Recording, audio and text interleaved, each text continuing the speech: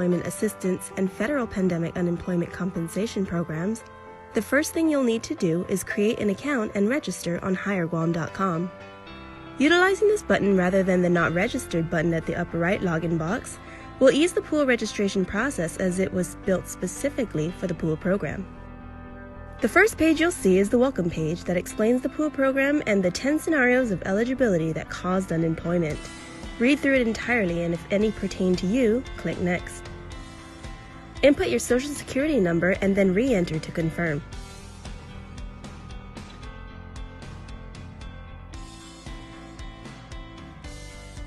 Notice at the top of the page, the eligibility section is completed and the registration process begins. In order to complete your registration process, you will be asked to provide the following: a username and password and select a security question, an email address, or if you don't have one, you will be required to create one with the link provided, your residential and mailing address if different, your preferred notification method to receive benefit notices and updates, any prior military or current military service, education, occupation, your preferred payment method, such as direct deposit or paper check. Now, if you opt for direct deposit, you will need to supply your bank account and routing number. And since these benefits are taxable, whether or not you would like your taxes withheld. When you see the page notifying you to proceed to make your PUA claim, you have completed the registration process and may continue to the work history portion of the claims process. Input your last employer data, job title, and employment information. When the system prompts you to enter your last day worked, make sure you enter the date in which your employment status was directly affected by COVID-19. For example, if you were furloughed on April 1st, 2020, but have since returned to work, you will enter April 1st and not yesterday. Complete the rest of your work history information and add as many past employers as needed. Once completed, you will be required to certify that all information is true and correct, that you are responsible to keep informed of program benefits and reading program material, and that you acknowledge that any false statements are punishable by law and could result in a fine, imprisonment, restitution, and a loss of future benefits. Read through PUA's to-do list and take note of the following. Immediately file your weekly claim. Report all income for the week to include tips, commissions, and gratuities, even if you have not yet been paid. If you return to your normal pre-pandemic work hours or return to work and make over $494, you must stop filing a weekly claim. You must be able and available for work. If you are offered your job back and refuse for a non-COVID related reason, you are no longer eligible to receive PUA benefits. And at PCOR 3, you must look for work by contacting at least 3 different employers about job openings. Be sure to upload a valid government-issued ID and supporting documents to strengthen your claim. Congratulations! You have completed the PUA claim filing process. It's time to file your weekly claim. Click on the File Your Weekly Claim button to proceed. Read through the explanation of the weekly certification process and advisories before proceeding. Notice that the weekly certification process begins the week in which you claimed as your last day of work. Answer each page honestly and input additional information as required. However, if you have since returned to work, be sure that on the weekly claim of the day you returned, you adjust your weekly earnings accordingly. Congratulations! You have filed your weekly claim. Make sure you file for all previous weeks you were affected to present. Now continue to file every week thereafter to receive unemployment benefits for those weeks. For more information on how the Guam Department of Labor can assist you, visit our website at dol.guam.gov. Keeping you informed, KUAM News brings you Banking 671, brought to you by the Bank of Guam, the People's Bank, and Coast 360 Federal Credit Union. Together, we thrive. KUAM News COVID-19 Takeover on I-94 FM is presented locally by Ambrose Inc. GU Self-Storage, conveniently located near the Harmon McDonald's. We offer affordable rates, online payments, and auto bill pay for your convenience. Plus gate access daily from 6 a.m. to 9 p.m. Call us today at 648-7867 for more information. With the new challenges we're all facing, First Hawaiian Bank wants to make sure you have access to your financial world. With FHB Online and our mobile app, we hope to make banking the least of your worries. Visit fhb.com/digital. We hope that you and your loved ones are safe and healthy during the COVID-19 pandemic. It has been a challenging time for all, but now, more than ever, our cancer patients and caregivers need us. Although we are apart, we stand united in the fight against cancer. The American Cancer Society Guam is excited to announce our first virtual Relay for Life. Join us on Saturday, June 27th at 6:30 p.m. on KUAM TV 8, as well as on I-94 FM and streaming on KUAM News digital platforms. Cancer does not stop, and neither can we. On June 27th, let's celebrate together and fight cancer. Visit relayforlife.org/GuamGU to find out how you can participate in the 2020 virtual Relay for Life Guam.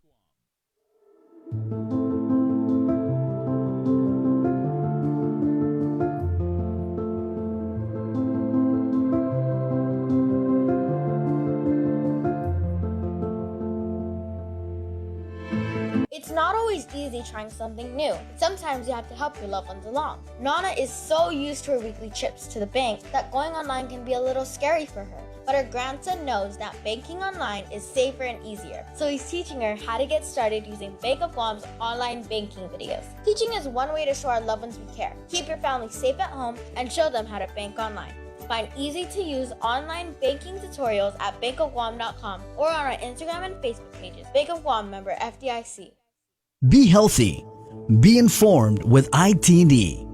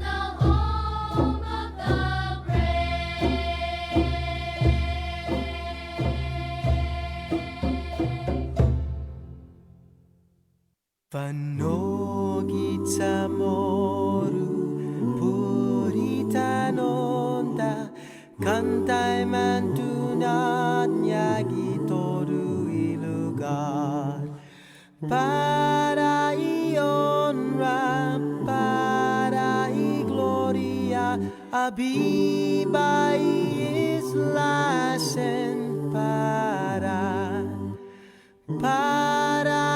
honra, para gloria, abiba islasen para. Gitodu i tempo i paz para hita dan gini langit na bendition. Contrai peligro na sa fuham dus protehis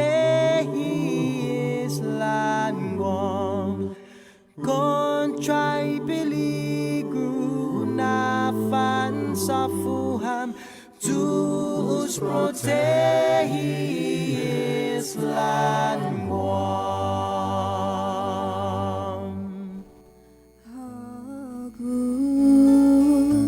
It's you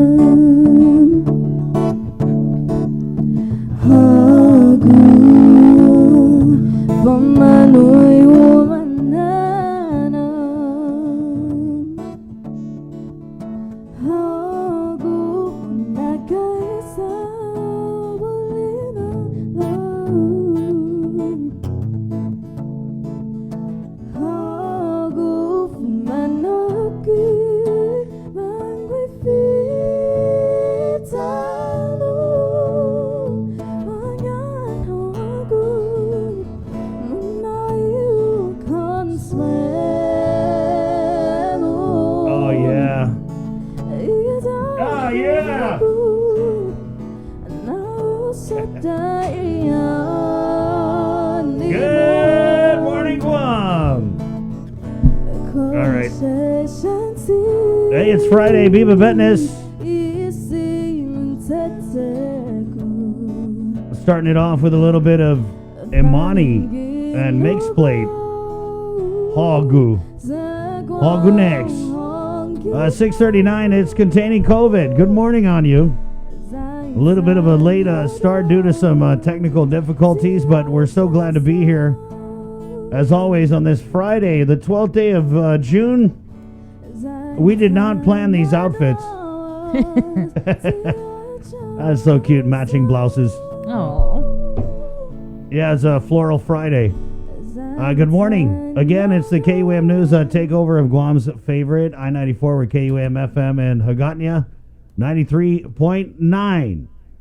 And the show is proudly brought to you by Calvo's Insurance, Ambrose Inc., Coast 360, IT&E, and the Bank of Guam. Oh, we have a jam-packed show, even more jam-packed with our late start this morning, so let's get right to it with a dive into the day's COVID-19 headlines and then some from the KUAM News team.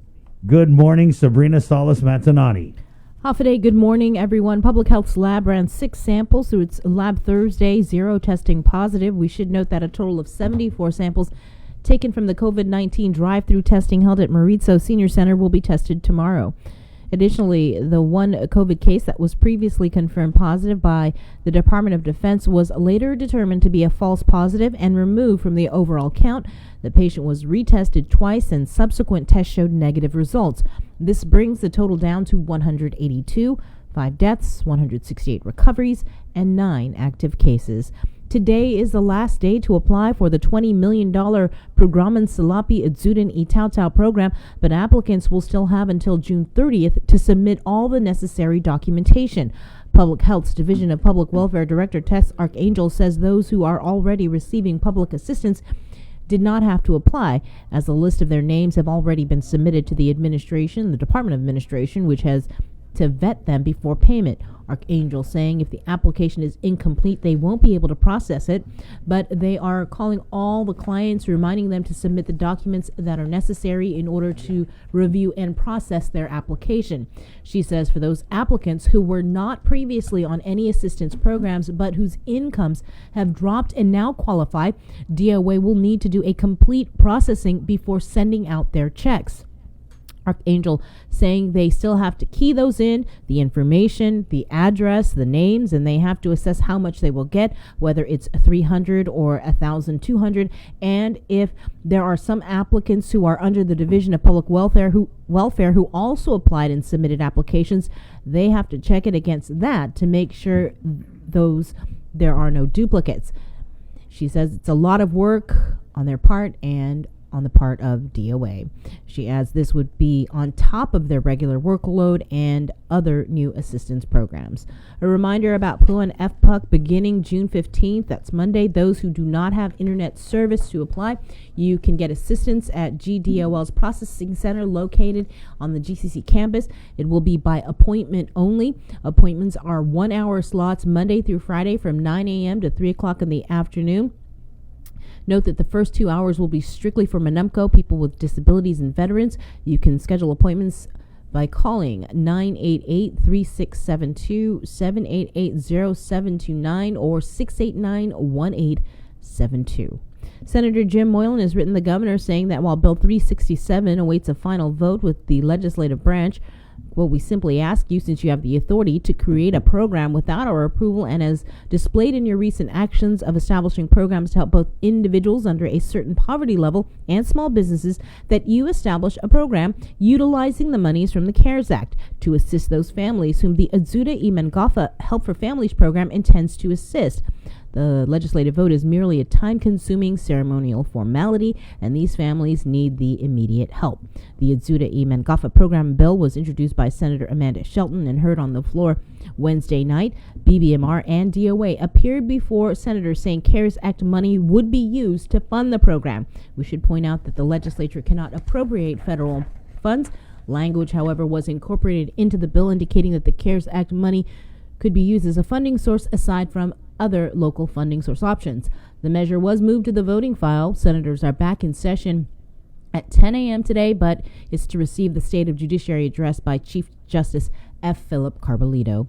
Passengers on United Airlines will now be asked to complete a health assessment during a check-in to confirm before boarding that they haven't experienced COVID-19 related symptoms in the prior 14 days. Additionally, Japan Airlines announced that it will extend its flight suspensions through July 31st. The carrier stopped service to Guam due to the COVID-19 pandemic. Attorney Tom Fisher has filed a notice of appeal against Superior Court of Guam Judge Anita Sokola's decision on the double pay matter and now plans to take the case to the higher court. Earlier this month, the court denied Attorney Fisher's client, police officer Stephen Tapasnia's petition requesting the court order Gov Guam to pay double pay to frontliners. Judge Sokola ultimately sided with the government, stating that Tapasnia failed to determine the Guam Police Department was closed and further failed to allege that other GPD employees were on excused leave. As we've reported, Fisher has received over 100 complaints from essential workers to support the lawsuit. The Forever 21 store at Guam Premier Outlets is closing for good. There will be one last opportunity on Monday to shop there. according to GPO General Manager Monty Mesa. GPO is putting the remaining merchandise in the store on sale, and the proceeds will go to charity. Mesa says the company, which was undergoing bankruptcy in the mainland, had notified him that they had no plans to reopen. It's an opportunity for you to speak up against sexual assault at a peaceful protest in Hagatna. The protest was spurred on after Port police officer and traditional healer Ko St. Nicholas was arrested following allegations of rape and sexual assault. He was charged with raping a victim seeking spiritual services at his home. More allegations are being investigated according to court documents. Organizers say you can stand in solidarity with alleged survivors and others affected by sexual assault from 8 o'clock this morning to 10 a.m. at the Angel Santos Laddystone Park. You are asked to wear a mask and practice social distancing, and if you can't make it, organizers say that you can still show your support on your social media accounts by posting photos with signs that say "Enough Silence is Violence" or "I stand with survivors of sexual assault" using the hashtag enough or hashtag silence is violence GU. In regional news, we now bring in our Tomas Manglotnya, who is live in Saipan. Tomas. Good morning, Bree and Chris. Here's the latest making news in the CNMI. The AG's letter in January was sent to the public auditor and now sent to the media. The Attorney General's letter was discussed at the end of House session yesterday at the legislature. Many in the minority expressed frustration and deep concern for payments in Typhoon Yutu and alleged payments amid the current pandemic. We spoke to the Speaker BJ Ataw, for his opinion yesterday on the matter. Take a listen. Can you get your opinion on the developments with the AG's letter and what work the House might be doing? Can you get your opinion on the developments with the AG's letter and what work the House might be doing?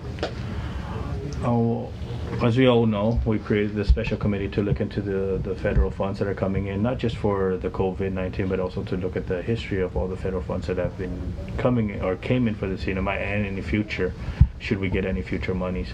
So we don't have to repeat anything that we've done in the past with some say mistakes, some say they're not mistakes, but we need to account for every dollar that we spend, especially in these tough times that we're faced economically. We need to make sure that every dollar is stretched to its maximum before we just deplete our accounts. I mean, the unfortunate thing is the pandemic is not only it's not only affecting the CNMI, it's affecting the world. And we're part of the United States, and I'm sure that the 50 states will always come first before the territories, and they're hurting, and we have to be smart with the dollars that we get, and we have to be very cognizant and very protective of every dollar we spend. And that's the theory behind creating that committee, so that we have accountability and we have to answer to those monies. One way or another, we're going to have to answer, whether the feds take it away from us or we're short, and then the local level would have to pay for it. And with the depleting funds that we have, or the uncollected monies that we're not getting with our industry, or the main industry being an exodus here in the CNMI right now, where are we going to find the funds? Speaker, what's your message to furloughed workers who see these developments and are really frustrated or discouraged? Man, I think the frustration is not, it's frustrating for us as members of the legislature that these things will be rising, knowing the fact that they got employees that have been furloughed, and some in the specific departments that are requesting these payments, and it's very unfortunate.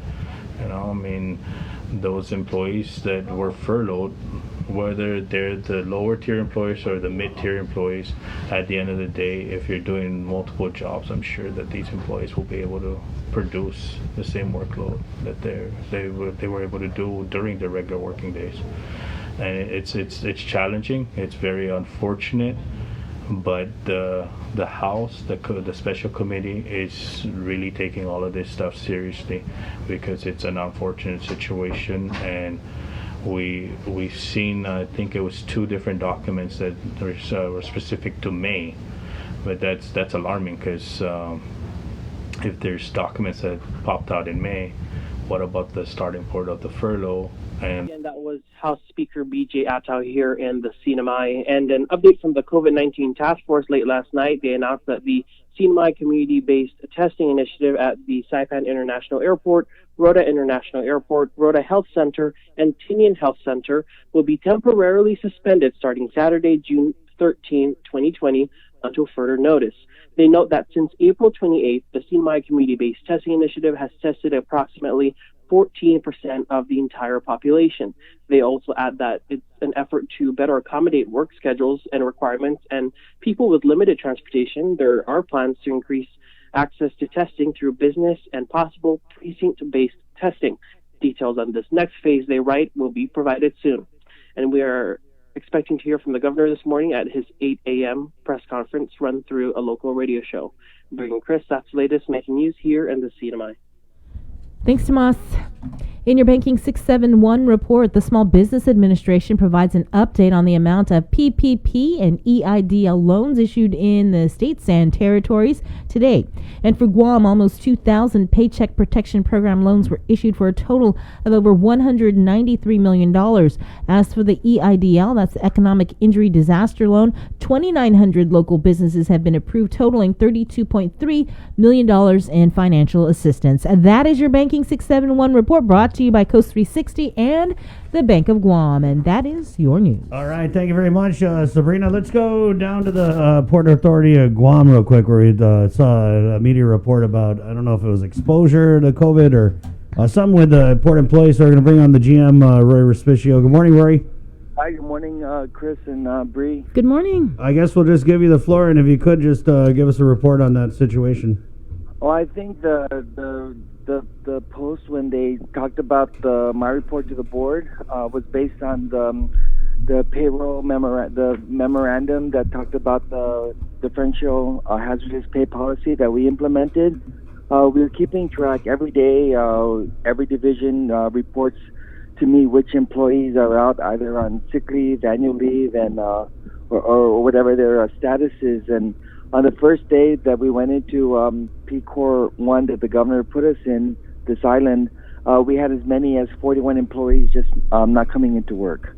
But then that tapered down to where we hovered around 12 to 15 on an average, just people who were sick or...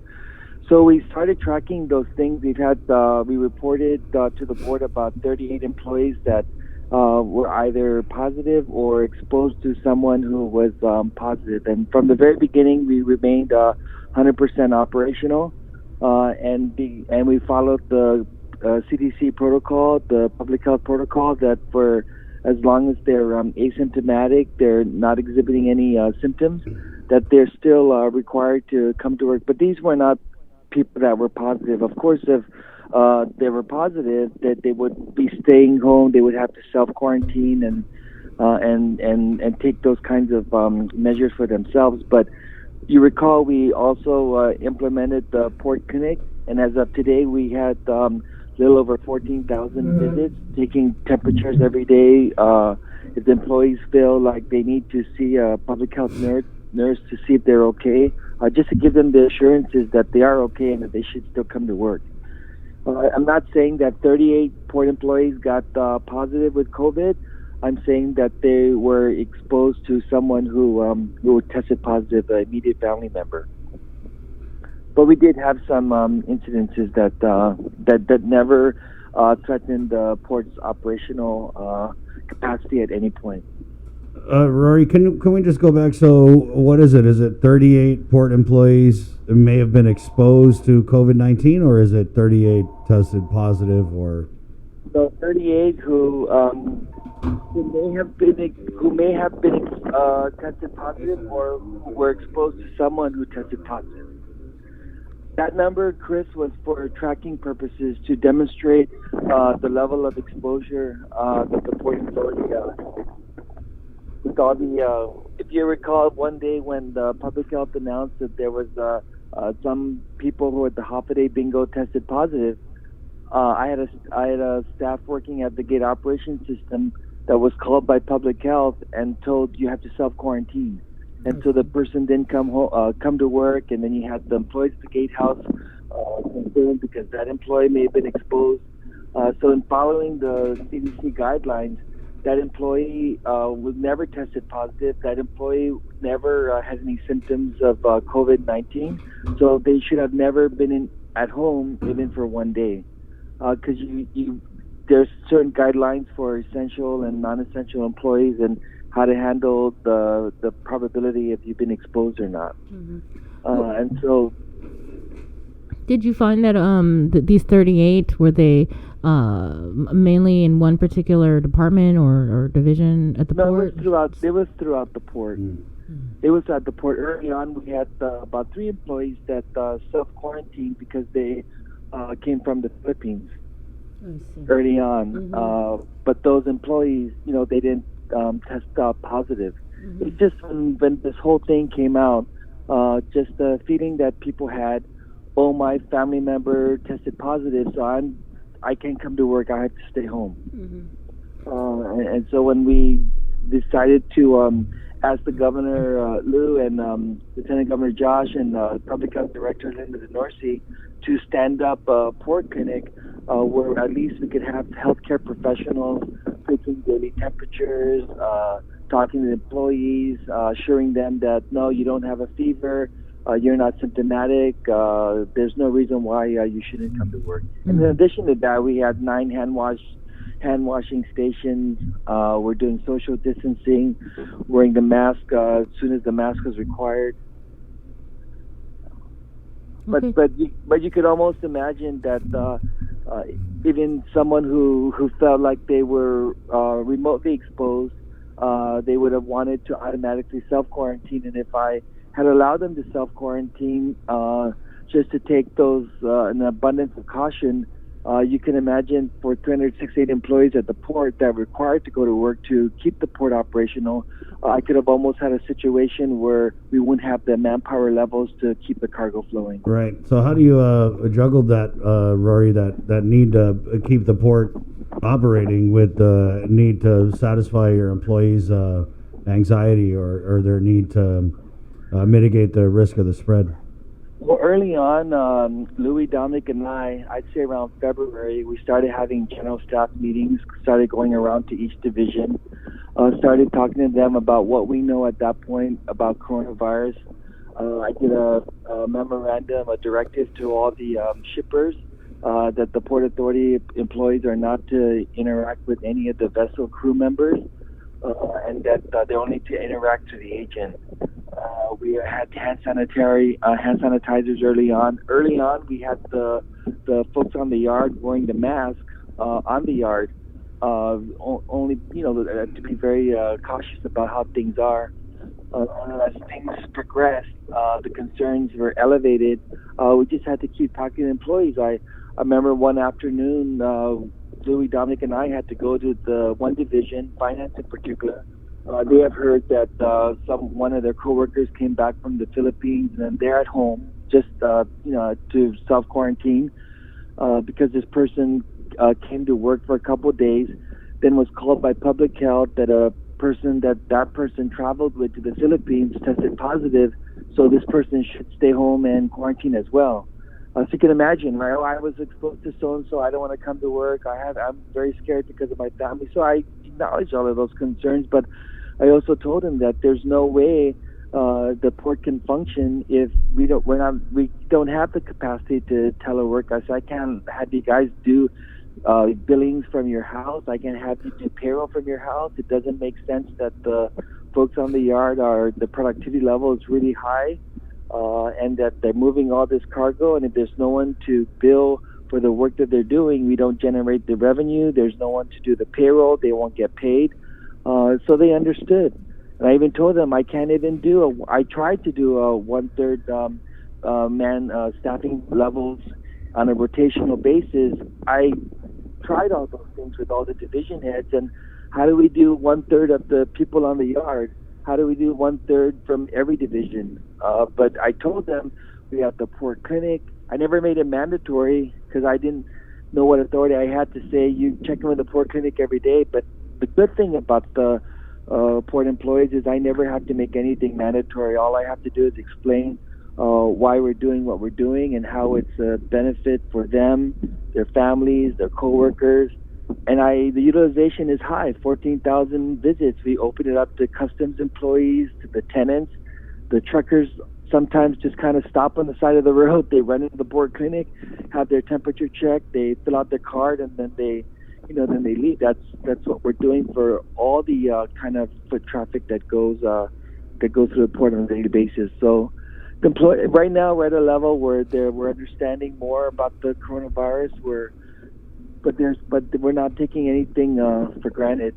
They're washing their hands. The utilization of the hand washing. My favorite. It's gone up. Rory, you were mentioning how there's a high traffic rate over at the Port Authority of Guam. How do you guys ensure that the facilities are adequately disinfected and sanitized? Yeah, so we're also having our maintenance people. I explained that even our maintenance people are essential because they need to come in. They need to wipe all the, like the staircases. They need to disinfect the employee where they congregate the most. They need to, the desk, the offices, so we're doing that on a daily basis and constantly. And then the employees are also picking up after themselves. They have their own spray bottles and paper towels, and it's just a new normal for us, right? And for the port, the tariff section, the billing section, there's already the plexiglass that's HR always had that plexiglass. So we're lucky in a way that we didn't have to take those provisions for the front-facing customers. Mm-hmm. And for a while, we don't have our management meetings, our Monday management meetings face-to-face. They've been submitting their reports to us via email. The Port Users Group, we've been having meetings via teleconference, and we haven't had a board meeting for the last 2 months. We just had our last a board meeting last week. So we adjusted, but it never hurt us operationally. Mm-hmm. And in terms of the container throughput, we're only about 0.4% down budgeted. And in terms of revenue, we're actually tracking a net income position of about $5.1 million year to date. Mm-hmm. Okay. What about, I was looking at the agenda, the rent deferral. Can you provide an update on that? So the rent deferral, the governor has asked us to every division, every department actually, to see what we could do to help the businesses out. We had about 5 tenants that made a request for some kind of rent deferral they couldn't pay. So what I did is I told them that if they can't pay, they can't pay. But whatever policy that will be adopted will have to be adopted by the board. So we presented a program to the board to give them a 6-month rent deferral. But on the 7th month, they pay 100% of the 7th month and half of the first month. So on the 8th month, they pay 100% of the 8th month and the other half of the first month until they're all caught up. Mm-hmm. Okay, so overall, you guys are. So we're not losing any revenue in the end, and we didn't give any cash breaks in the end. Mm-hmm. And the other thing we did that the Port Users Group asked us, Bernie and Trey, Matson and APL and Mel Lines, Ed Cruz, they had these, when we went into condition, P-Corps condition 2, there's these containers that were already en route to Guam. And at the time, the retail stores, particularly the bigger ones, were closed. They weren't allowed to open. So they were asking if I could waive the number of free storage days until such time those establishments opened up. So we did. So every company, every person gets 5 free days to get the container out of the port. So I said that the 5 free days will start once we get into P-Corps 4. So what that meant is about $240,000 worth of free storage days that we've extended. But it meant that the containers arrived on Guam, they were stockpiled at the port, and as these businesses opened up, that's when the containers were processed out. But that kind of allowed some of the bigger establishments to open without missing a beat because their commodities were already at the port. They didn't have to go and make their orders, and at the same time, they didn't have to have their containers stored at their stores and run the risk of getting it, vandalized. Yeah. So that's the kind of creative things that we've been asked to do. Mm-hmm. What about, have you guys paid out double pay over the Port Authority? No, I didn't pay double pay, and I'm grateful to the Port Authority Guam employees for understanding the position that I took early on in March, where I said that if there's any payroll discrepancies, we just have to set that aside until such time we get the guidance and authority to do what is pursuant to the personnel rules and regulations. Then they're hearing that the autonomous agencies implemented it. How come I didn't? And thankfully, you're seeing that even in the Superior Court ruling with Judge Sokola, she's saying that the policy, there's ambiguity. Is Officer Tapasnia saying that he had to work and other officers were an excused absence, or did that mean that other people in the GPD were an excused absence? And then Attorney Fisher is saying that other employees, that you referenced that to other departments and agencies. So, but the Attorney General's opinion, he went on record saying that he has his opinion based on how he reads the statute would create an inequality or disparity, because the very policy this is designed to compensate those who are working versus those who aren't is not really having that kind of effect. So, right, but Rory, I mean, what I think is interesting is I know that you this isn't your first rodeo. You've been in the government of Guam. I know you were a fixture in the Gutierrez administration, and we paid out the double pay before, so it kind of seems like you're not really coming down on one side or the other, pending the court ruling. But previously, before this, what was your stance on the double pay? Well, only Chris, because if I paid the double pay and ultimately there's a decision that the double pay should not have been paid, the employees have to pay that money back. And I don't ever want to put anyone in the situation, even with the differential pay. We were category 3, but with this payroll differential pay policy that we've adopted, what I've decided to do with the governor's support and the board support is to go back from the first week, have each division identify to me all the employees that work and then the risk exposure that they have, and then I will approve all those things. So that's the kind of policy that we developed and how to move forward with that executive order. With the double pay, if it's typhoon, in the past, those double pays were paid, but you've been following the discussion at the legislature that there's some movement to make it a COVID-19 pandemic pay. So there's so much, it's not clear. Right, yeah. It's not clear, and if we did the double pay at the port and it's not reimbursable, that would have been a $1.4 million a month impact to the port. So do you guys have your own differential pay system, Roy, or are you following the executive order? No, we're following the executive order. Okay. Yeah, we are. And that's the authority, because the legislature hasn't,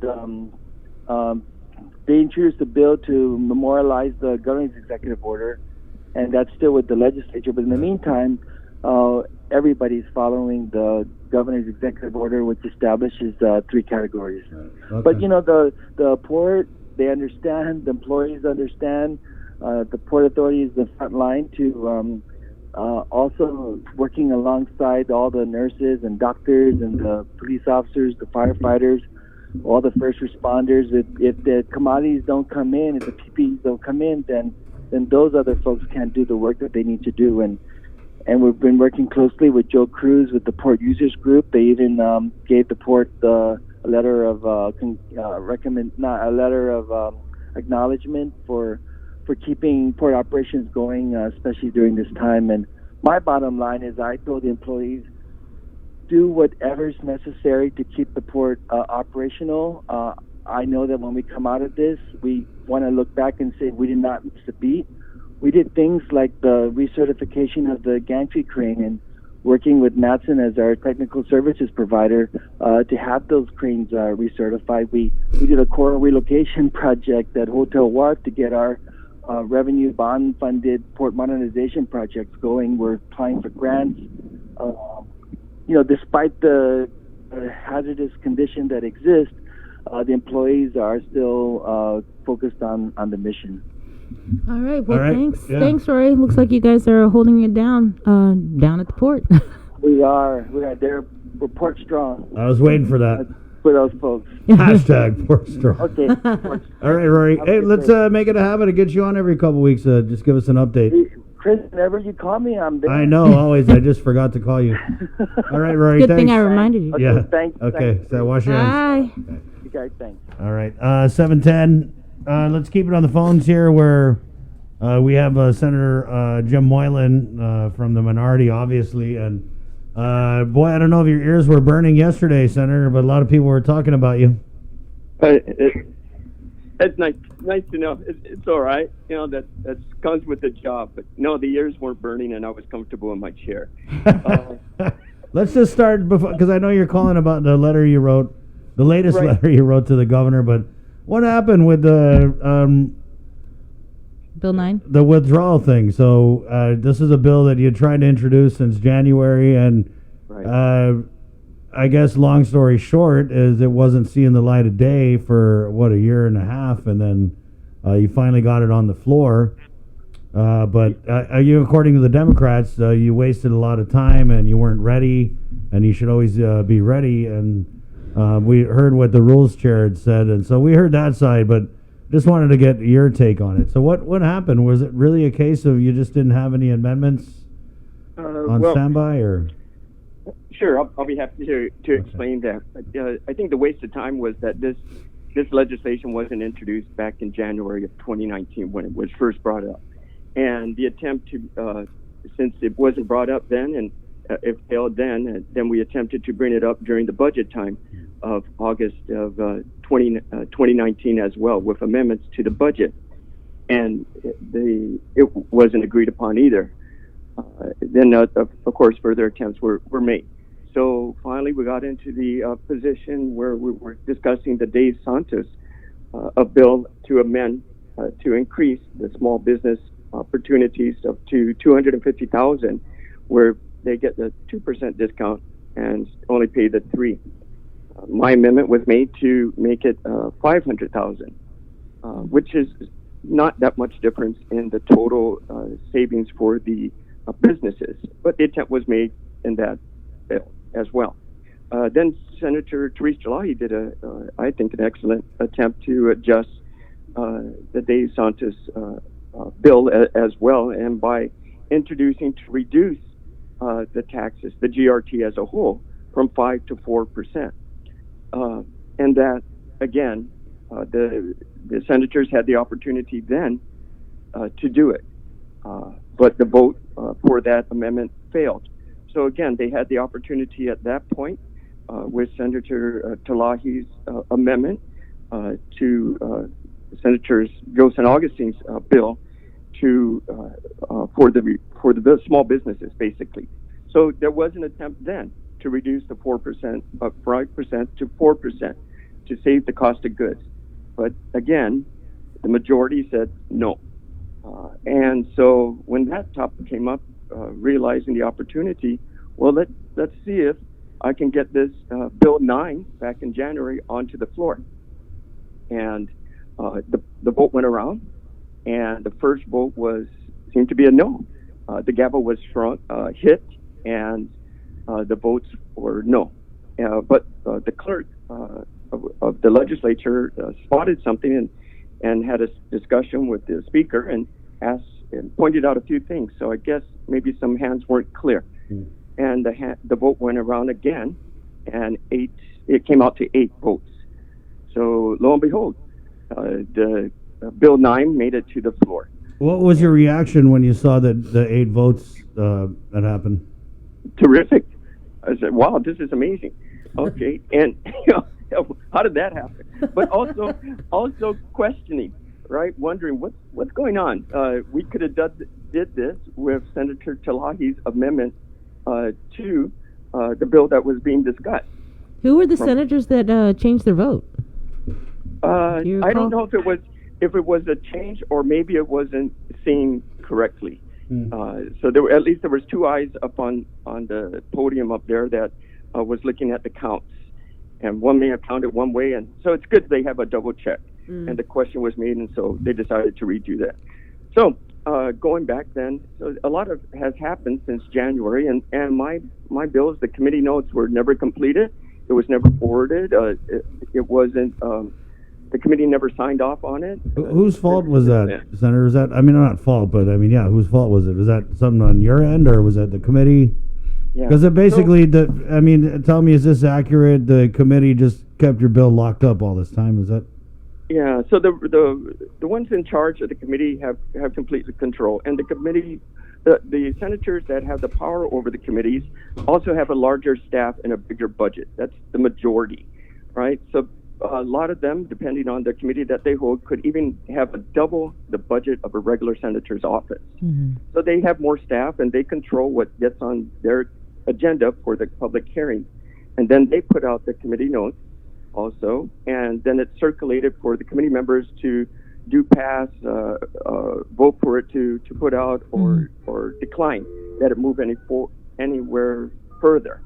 So it never got to even that far. But yet the body agreed to it, and it was mentioned on the floor that there was no committee notes, and the people weren't able to view this subject. But on the second vote that came around, they agreed to it. But at the same time, we could have resolved this with the amendment by Senator Therese Terlahi. So at that point, I realized I was on the bottom of the agenda, because during that time, other motions were made to put other bills on the agenda, to include a few that Senator Amanda did, Shelton, and I believe Senator Mary Torres as well. As it came closer as the bills went on, and then there was a decision that we had to come to committee as a whole, the two other bills above mine they requested to put theirs to the bottom of the agenda, each of them. And then it catapulted me up to the top. So at that point, I knew I needed to have amendments made. And the rule of the speaker is that before you discuss amendments, you need to have it in the system so all the senators can view, since we're no longer using paper, which is that's a good idea. And then it allows us all to do, and we're saving money. So that's a good thing. I ran out of time. So one option was, you can place your bill aside. You can keep it on the agenda, and that was a request. To do that, you need to motion, and I did not have the vote. And then that's when all the tempers seemed to be interested on Bill number 9. So if I couldn't put it aside, and the committee as a whole was being called, and that's really odd not to be allowed to put your bill aside. And I have Bill 71 on the side. Still on the agenda, but it's placed on the side as well. So I realized something is up. I couldn't put it to the side. I asked for time to get my amendments made, and so I was really willing to allow the day to go on and continue on with the other bills. That's fine. Even so, to put it to the side to the following month, at least I have it on the agenda. But then it wasn't agreed upon, and it's like that's kind of odd too. So the committee as a whole came up front, and basically, if the bill went forward in that direction, it will require many amendments. And when too many amendments come to the floor just for one bill, it doesn't sit well with sometimes the body, and they tend to not vote. I know Senator Pedro Terlahi didn't like it. That did not, right? Did not. And interesting enough, right? So he withdrew, and then he put another bill. He withdrew that one, then he put another bill. So is that what you're going to do, Senator? Well, I want to get some good input on this bill, knowing where we are with the COVID situation, knowing where we are with the budget and how the island is going to come back. It needs some refining so it can be a logical decision. How it was proposed initially would have worked then. Now we need to refine it so it can work today. Well, so the Democratic Party put out a little statement about you. I don't know if you saw this. Pretty sure you did, though. Newly elected state party chair Sarah Thomas Nettydog, her first release Where's that, Bria? I have it somewhere. Basically saying that you finally got your shot. And yeah, I guess again, I'll ask you to respond to that, as these Democrats are saying, here's a guy who has been complaining about the BPT since the beginning of the term. He's been complaining that he never gets, his bills on the floor. So we finally put his bill on the floor, and he falls on his face and withdraws the bill. I mean, I'm just paraphrasing, but that's pretty much the gist of what they what they said. And here it is. It's yeah. Well, so we're gonna just read this release here real quick. Just a part of it. It's only a few sentences, but pretty snarky. I'll just read the last one. Yeah, okay. Senator Moylan's is like the guy who sits on the bench blaming the quarterback but chokes as soon as he's on the field. Ooh, wow. Yeah. What'd you do to these guys, man? It's not like you had a bill passed or anything. Not like you had a public hearing. There you go. Well, obviously, I'm important enough for them to look at, so I appreciate the attention. At the same time, I'm playing. I threw my hat in, and I'm throwing the ball. I'm not on the couch. I want to see their bills. Show me what they have different. If I attempted and I did my best, and I haven't stopped. I'm still going to play this game well.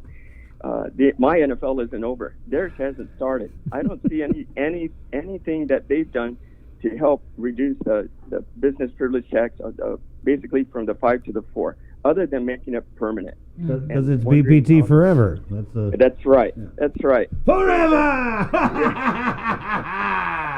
We haven't even seen a budget. Yeah. A proposed budget for next fiscal year. Right. We're still seems trying to work off a here. Are you ready, Chris? $1.058 billion. Exactly. But Senator, just going back to this thing with your bill, like you couldn't have, done one of those filibuster things where you just keep talking and then you're texting Bobby Shringy, send me an amendment, hurry. Yeah. No. Yes, that is an opportunity, but that's not the right thing to do for me. And the right thing I believe is let's take this back. If this is the block that they want to do, okay, I can work with that, but I'm going to come back even stronger. So and I challenge them, help the businesses, show us how you're going to do that. Reverse the BBT back to 4%. With the super minority here, a majority rather, do it. Show the people then. Senator, we got Dr. Wen on the line, but I know that you. Thank you for taking our call, but you had originally wanted to discuss this letter that you wrote, and we had talked about this yesterday. This Mangafa program. Which is an aid, it's an aid program. Originally, they were going to use local funds in the bill, but they changed it to CARES Act funding. But strangely, it didn't have to get withdrawn or anything like that. Right. Even though it kind of seemed like it may have been materially different from the original version, but hey, majority's the majority. But you're saying, and we kind of said this yesterday too, that if the governor wants to give away money from the CARES Act funding, she doesn't need a bill. I mean, Senator Theresa Lai said it. You said it in your letter yesterday. And BBMR and DOA said that's where the money was going to come from to fund this Mangafa thing.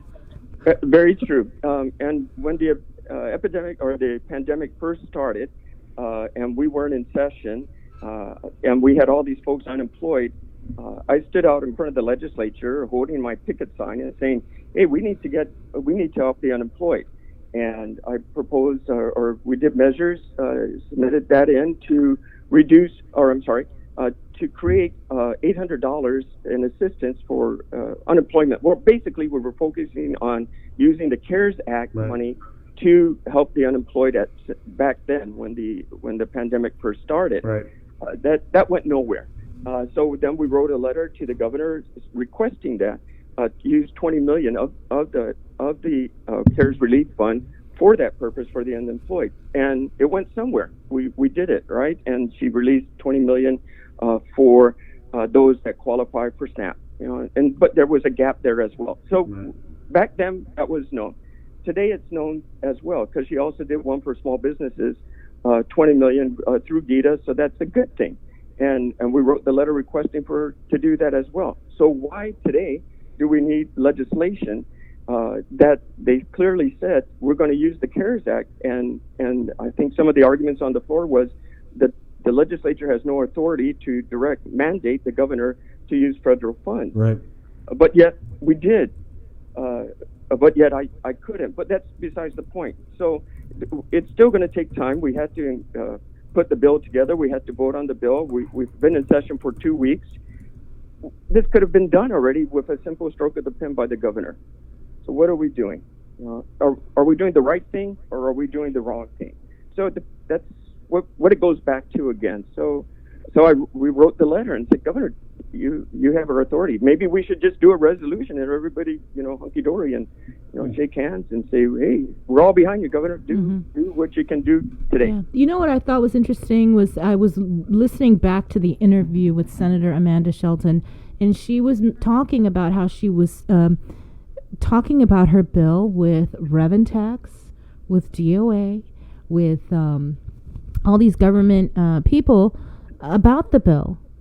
So if she was talking to them prior to it hitting session floor, then why didn't she know that they were going to use CARES Act funding? Do you know what I mean? It's like, so you add this onto session agenda, waive public hearing requirements. Right. You should have known that they were going to use CARES Act funding if, in fact, that you were talking to them already. I mean, what was that conversation like? Because it couldn't have been the first time you heard, we're going to use CARES Act funding. Because we don't have any local money. I mean, the governor said we just don't have any local money. So if the bill was targeting local money, I wonder how that conversation went. Yeah, it's targeting local. Well, we don't have any local money. Oh. Was Carlo Branch in the building? That's what I hear. He was present in the building. Yes. But you didn't see him? No. Okay. The puppet master. Yeah, that's right. But to give the senator did make an attempt to help the people, so I'm glad about that. How we went about it is that's a little bit different, and it was really said multiple times by the BBMR. I had my 2 rounds of questions, and it was both answered the same. Are you going to use 100% of CARES money and nothing else from the general fund, any of the local funds? And it was answered that way twice. So it should be expedited. That's what I want. Right. Yeah, and I think that's the point. The point is you guys are saying, or at least and it does appear to be bipartisan voices that are saying that this should have been done. What did Terlai say a couple months ago? You're right. So it should have. Yeah. And the point is, if it should have been done before, then why are we going through this charade of this is going to take a week? I mean, the debate, the votes, the governor's side. This is valuable time. That's 6-7 days that, we could spend standing this program up from AdLoop. Right. Maybe they wanted to give me the time to hear Bill 9. I'm not sure. Yeah, right, to me, this was just all for show. Yeah. All right. I got a nickname for you, Senator. Withdraw McGraw. Well, now I'm going to be quick shooter Jim. Okay. Right on. Yeah. All right, Senator. Thanks. Thank you. You have a great weekend. Good luck. You too. All right. Wash your hands. Thanks. 7:28. Let's keep it going here on the phones. Our man on the Physicians Advisory Group for the Governor, Dr. Hoa Nguyen. Thank you, Doc, for joining us. Good morning. Good morning, Sabrina. Good morning, Chris. Good morning. So we haven't chatted in a while. I know how many PAG meetings were there this week, and if you could, we'll just give you the floor and you could kind of unpack what the discussion was about. Yeah, we just have Tuesday and Thursday PAC meeting, and basically to give you an update. And we just basically, what the new guidelines for traveling is, and we just have a lot of debate on what defines the hotspots, and that way, as we go forward, like I say, every country changes the statistic every day. So once a week, we will probably monitor that and change where the hotspots will be, so it can define, who's the passenger coming in, what plane coming in, so that way we can decide, do we need to do the hotel quarantine or we do the home quarantine. So that's the major topic. So we've come up with a flow sheet that use different criteria rather than just one. And basically, but based on some different criteria from different tables, from that data, we would define which country have a hotspot. So that I think they try to finalize and put that on a public website so people know how we define which country the hotspot. This whole thing is basically try to protect Guam, as we are doing very well at this point, and we just try to make sure that we have some control on what's coming in, so that way we can minimize the risk of our island at this point. Mm-hmm. So this hotspot, it's going to be placed on a website so people can check it daily? Because it sounds like it might be changing. It's going to be weekly. We're going to monitor weekly. And people, if they want to find out how we define hotspot, they can see the flow sheet. But like I said, we can't change daily. It's very hard to do that. So once weekly should be adequate. To change the hotspot or not. So it's based on a lot, just the new case, the death rate, the hospitalization, all kind of data we have to use in order to define what the hotspot. So we can't say which country, but we can decide, hey, because of this, we decided you are the hotspot. Mm-hmm. So what are the hotspots right now, Doc? Do you know? Right now, I think the only one we have is the Philippines, but that's the only one that currently come in. I know they canceled the flight on the 13th, the first flight coming in. Mm-hmm. But I think the 15 and the other 3 flights for the rest of this month still on. So I know it's the flight sometime 200 people, 190, 180. So it's quite a few people coming from the Philippines still. Mm-hmm. All right. So again, if you're coming from anywhere with this that's been designated as a hotspot, is mandatory a Government of Guam quarantine facility. Yes, it's going to be mandatory. With or without a test, right? No, without test. We don't require tests anymore. But we are talking to see if we can, after a certain amount of days, that we can test people out of the hotel so they can return home as soon as possible. So we try to define a period where we catch at least 9% of people if they're going to turn positive or not. So we're going to test everybody in the hotel, asymptomatic or not, asymptomatic. We're going to test them and see if we can send them home a bit earlier. Right now, I think I can quote under 9 to 10 days, we probably will test them. Mm-hmm. So that way, we can send people home a bit earlier, and also, we probably have a lot of more information to see what the prevalence of the COVID-19 coming in from the country. Mm-hmm. So you guys met last night. Was any discussions about PCOR 3? I think that some PCOR 3 is supposed to come out like 21 days or so after PCOR 2. If everything's all the 4 guidelines there, the rate of infection, the ability of testing, the hospitalization, and those things, I think we are on track to go to PCOR 3. So so far, the rates have become very low, just 0, 1. So I don't think that we are having a showstopper right there. And we also, talk about daycare. We have a small task force, before finalized by next Tuesday. We really want daycare to be open. People go back to work. We have the daycare association development. They come by and give the briefing with their guidelines, what they put through for the daycare to ensure the safety in those center. And we all applaud what they have present to us. And again, we just have to twist some number, some guidelines, present that to public health with Linda and her folks, and then if everything is a goal, we hope to open daycare soon, so that way people can return to work.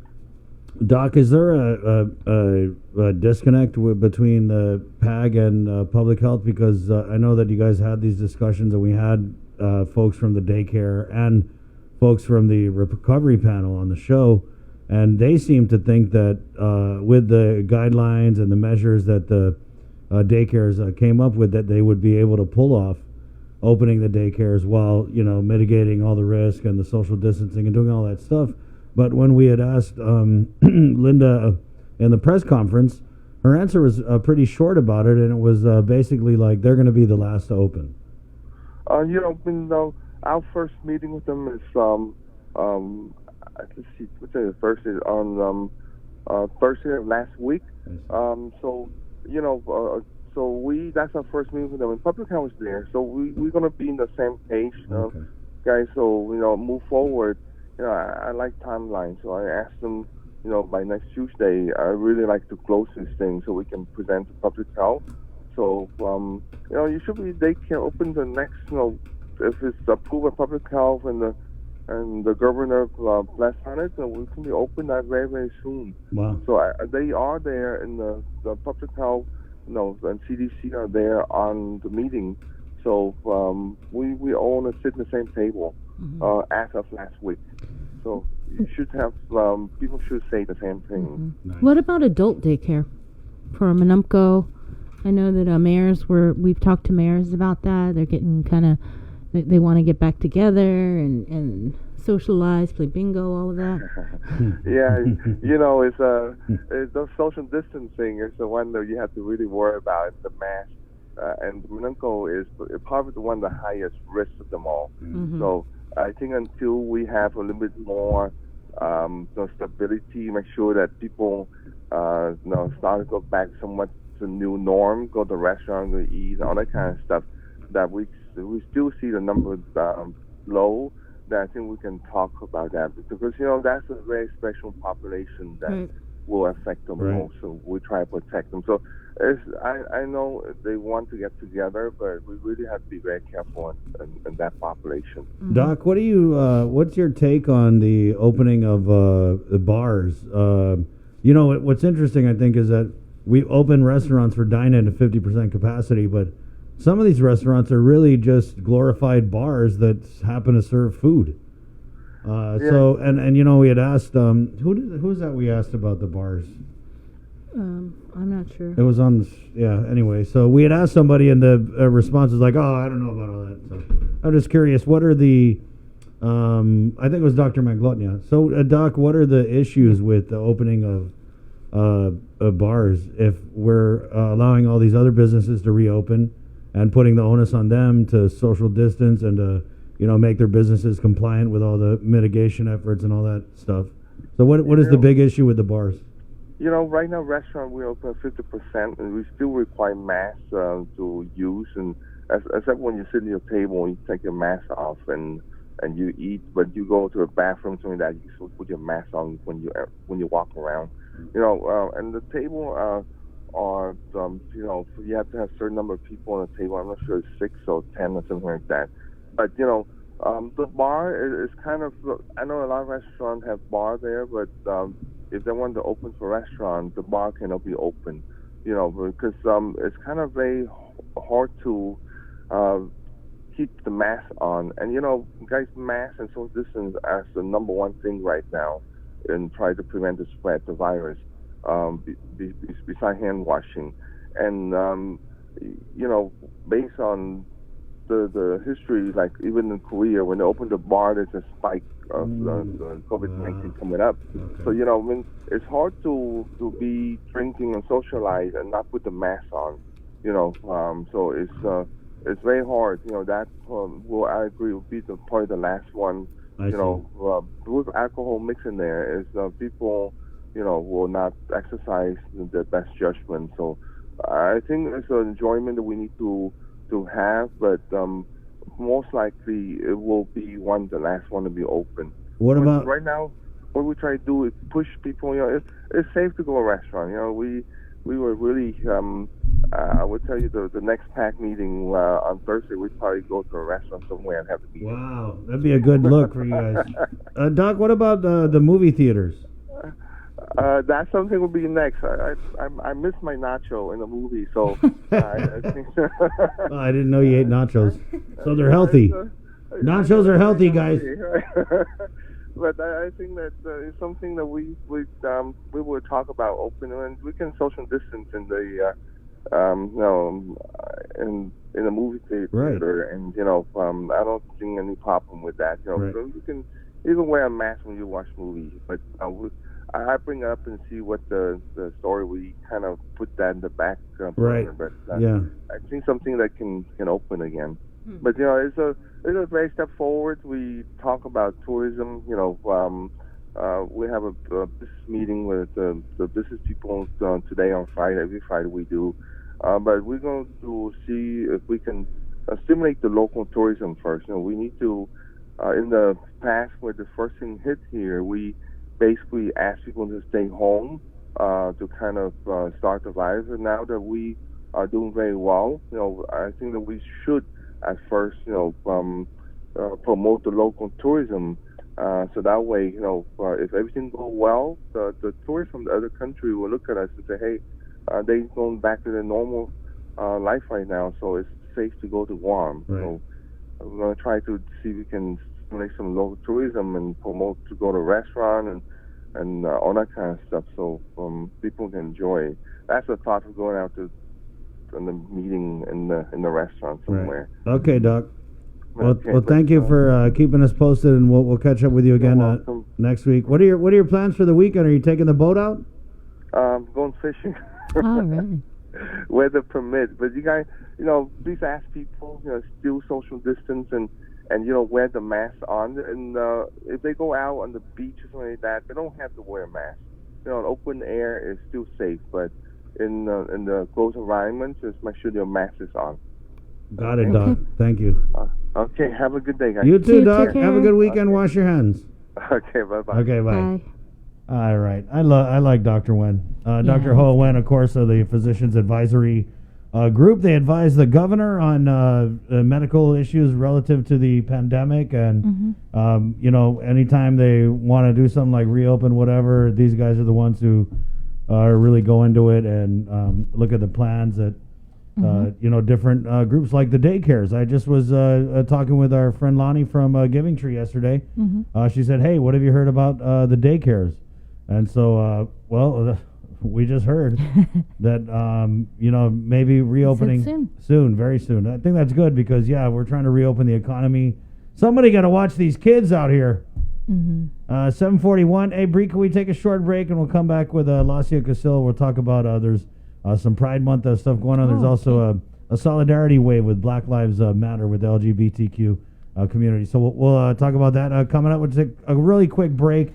At 7:41, again, it's the KUAM News Takeover, Guam's favorite, containing COVID. Good morning. Subway restaurants. Keeping you informed, KUAM News brings you Banking 671, brought to you by the Bank of Guam, the People's Bank, and Coast 360 Federal Credit Union. Together, we thrive. KUAM News COVID-19 Takeover on I-94 FM is presented locally by Ambrose Inc.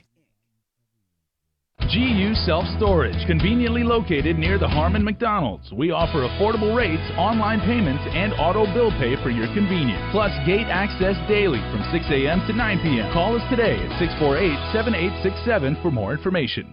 With the new challenges we're all facing, First Hawaiian Bank wants to make sure you have access to your financial world. With FHB Online and our mobile app, we hope to make banking the least of your worries. Visit fhb.com/digital. We hope that you and your loved ones are safe and healthy during the COVID-19 pandemic. It has been a challenging time for all, but now, more than ever, our cancer patients and caregivers need us. Although we are apart, we stand united in the fight against cancer. The American Cancer Society Guam is excited to announce our first virtual Relay for Life. Join us on Saturday, June 27th at 6:30 p.m. on KUAM TV 8, as well as on I-94 FM and streaming on KUAM News digital platforms.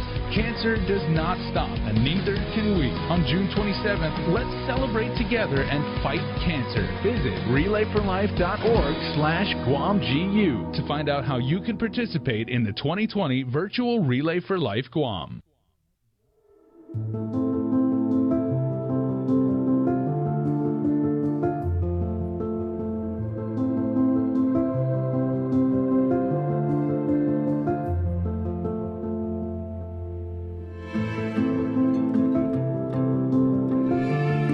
Be healthy.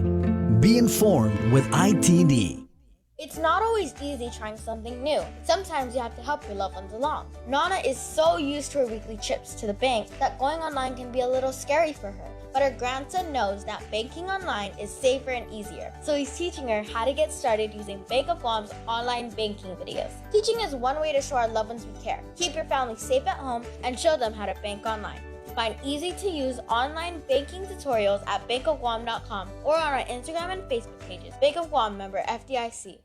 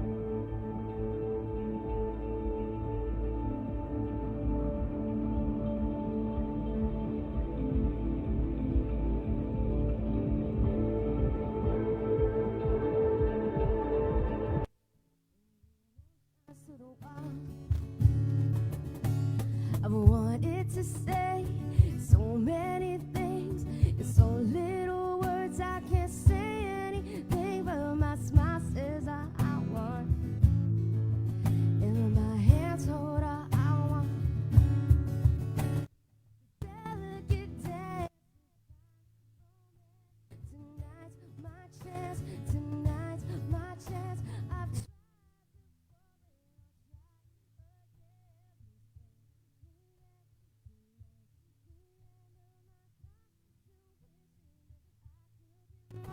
I fainted numbers on the floor. 1, 2, 3, 1, 2, 3, 1, 2, 3, 1, 2, 3, 4. Oh, the Dolls 4. Love that one, man. 7:47. They're so talented. It is Friday. Good morning. The show proudly brought to you by Ambrose Inc., IT&E, Calvo Enterprises, the Bank of Guam, and Coast 360. Yeah, we had Lieutenant Governor Josh Tenorio on was it Tuesday.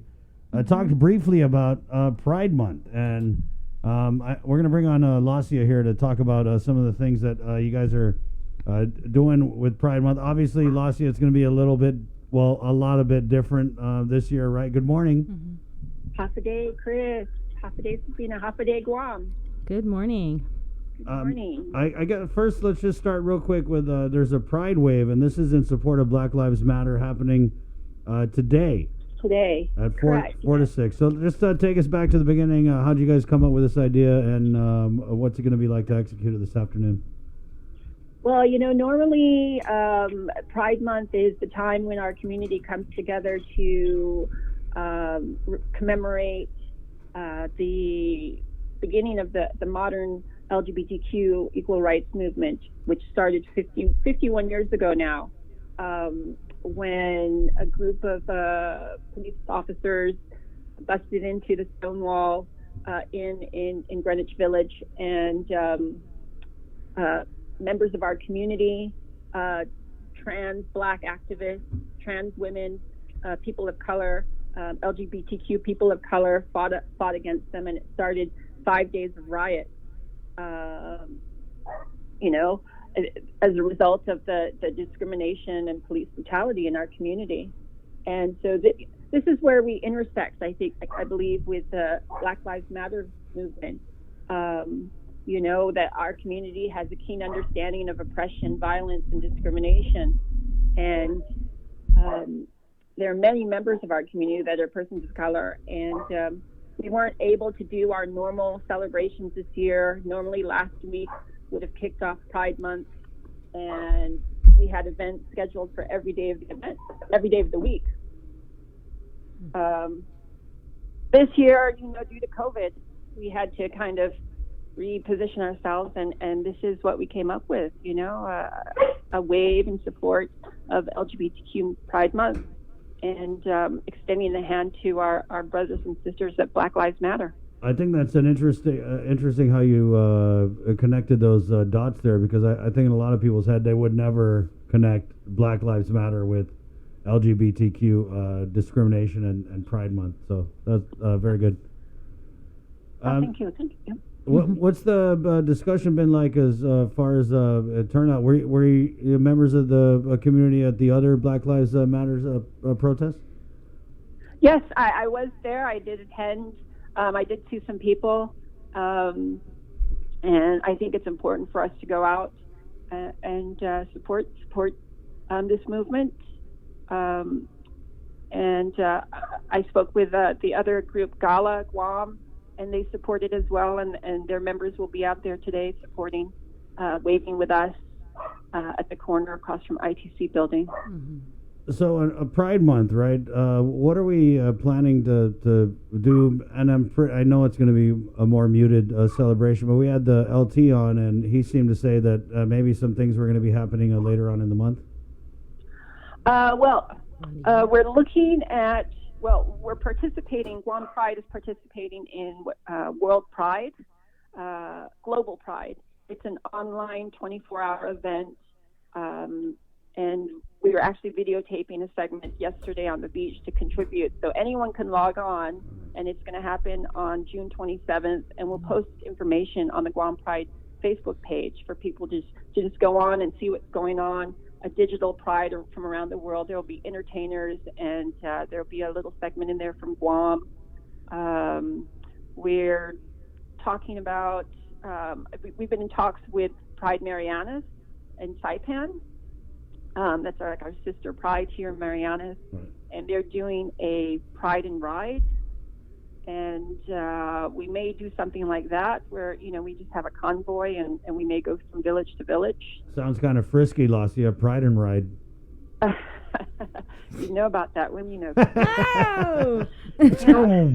So basically it'll be a motorcade around the island, right? That's Yes. We have anything concrete on that? No, we're just in talks right now. I want to get through today and see where we're at. I know that prior to the shutdown, the LTNI and other members from our community, Gala and some stakeholders, we had sent out a press release about Equality Guam, which we were going to launch, which is an advocacy group, to raise awareness about LGBT youth in the schools and help support them and raise money for their social groups. As well as another arm of that, which would work with the legislature in advocating for equal rights and laws that would help support our community. Mm-hmm. I wanted if you could just put this all into perspective and maybe just talk about the discrimination that the LGBTQ community still is confronted with today, and why these events are important for people to come out and support. Well, as you know, we have a huge military community here on Guam. We have an Air Force base and a Navy base. And right now, the current Trump administration has put a ban on transgender people enlisting. And we do have transgender veterans and soldiers here on island that live in fear of their life. They don't know if they're going to have a job or if the discrimination is going to continue. Just recently, I read about the Trump administration trying to make it illegal for same-sex couples to adopt. We've come so far to have this particular administration try and set us back.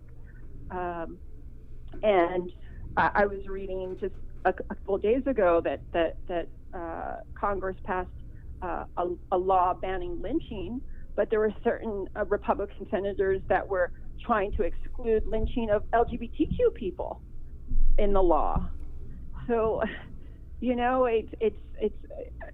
these are discriminations we face on a daily basis. A few years ago, we did make it legal for same-sex marriage here in Guam, and I've been working with GVB to try and help build up the LGBTQ tourism. Recently, Taiwan made it also legal for same-sex to they recognize same-sex marriage, and that would be a great market for us to say, hey, you can come to Guam, get married here, and it'll be recognized in your country. And that doesn't happen in the surrounding countries. Also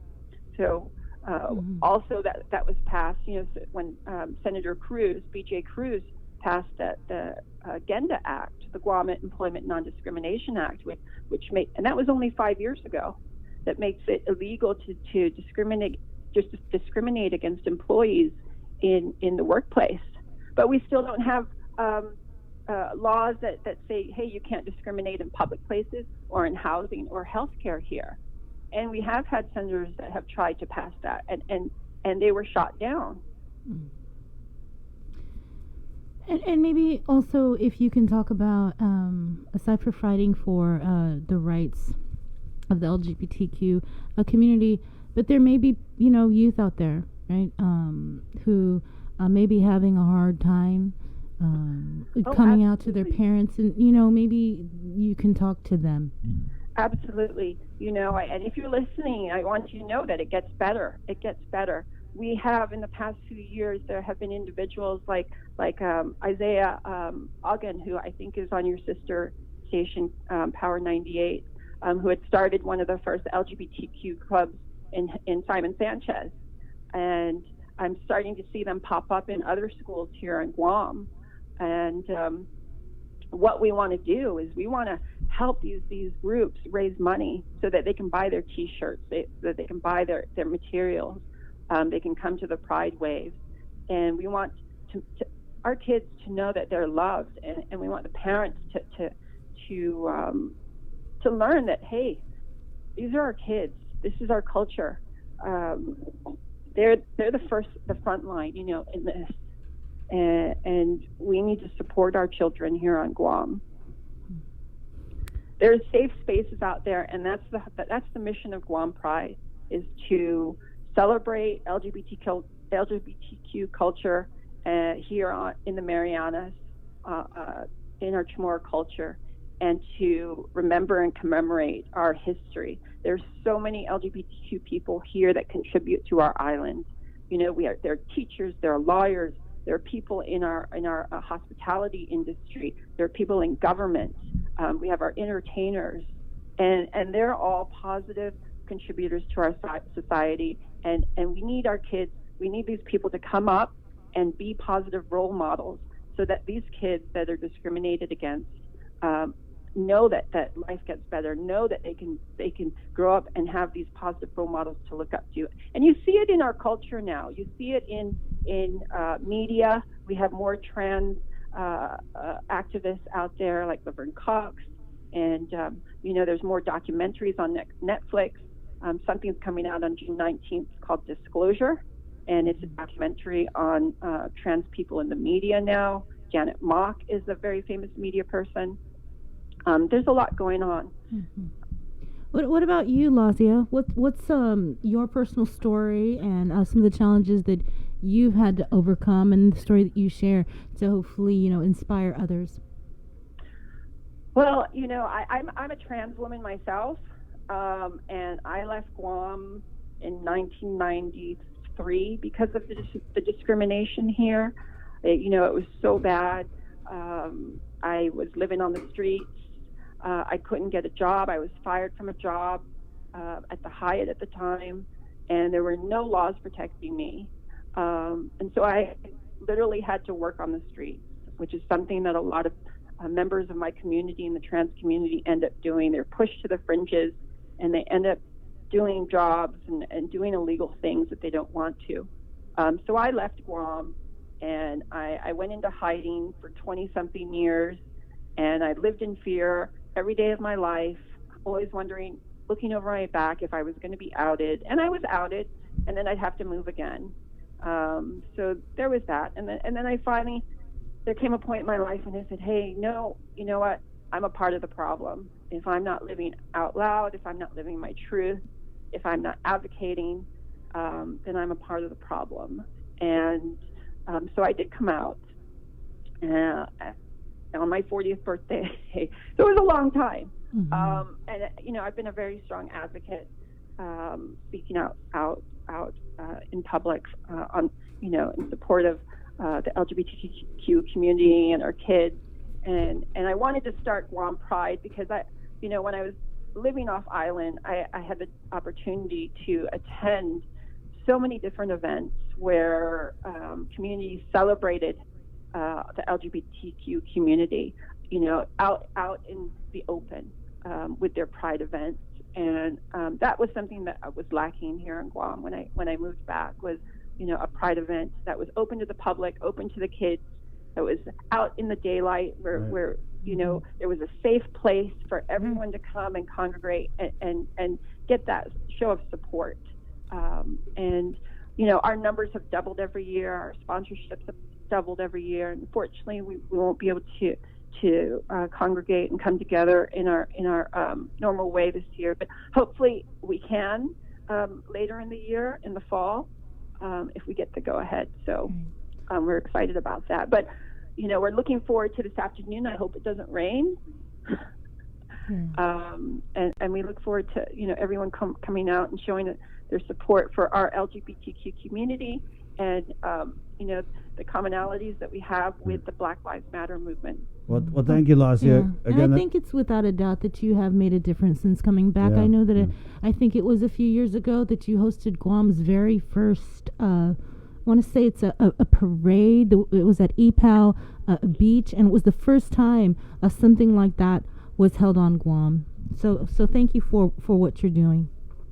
Thank you. You're my pleasure. It's an honor, you know, to work with our community and work with the kids. And, you know, it's a passion project. And I get so much out of it, too, you know, being there with all the people in the community and seeing all their eyes and the stories that they share with me. Right on, Lacia. And thanks for coming on and, you know, again, sharing your story. I think it's inspiring, and you know, we definitely want to applaud you for the work that you do for the community. And just real quickly again, just give out the information about the wave today. Today it's from 4 to 6 p.m. Across from the ITC building on the corner. We'll be waving, so please, everyone, come out, bring your rainbows. We're actually going to be hanging a flag from the ITC building in a few hours, a big rainbow flag. They said it was okay, so it'll be there all day. And thank you to the community for supporting us, and Lieutenant Governor and you know, all the businesses, and thanks for giving me this platform, guys. Of course, Lacia. Thanks, Lacia. You take it easy. Wash your hands, Sky. Adios. Okay, bye. Hey, 802, we're KUAM FM and Agotnia, Guam. This is the KUAM News Takeover, Guam's favorite containing COVID. Good morning to our KUAM TV 11 viewers. Good morning, Guam. Viva Business! The show is proudly brought to you by Calvo Enterprises, Ambrose Inc., IT&E, Coast 360, and the Bank of Guam. We'll take a short break, come back, do our anthems, do our news, and this hour we'll have the Superintendent of the Guam Department of Education, John Fernandez, also break bread with the new State Party Chair of the Democratic Party of Guam, and catch up with the Guam Police Department and Sergeant Paul Tapau. All that is coming up here on Containing COVID. Good morning. Be healthy. Be informed with IT&E.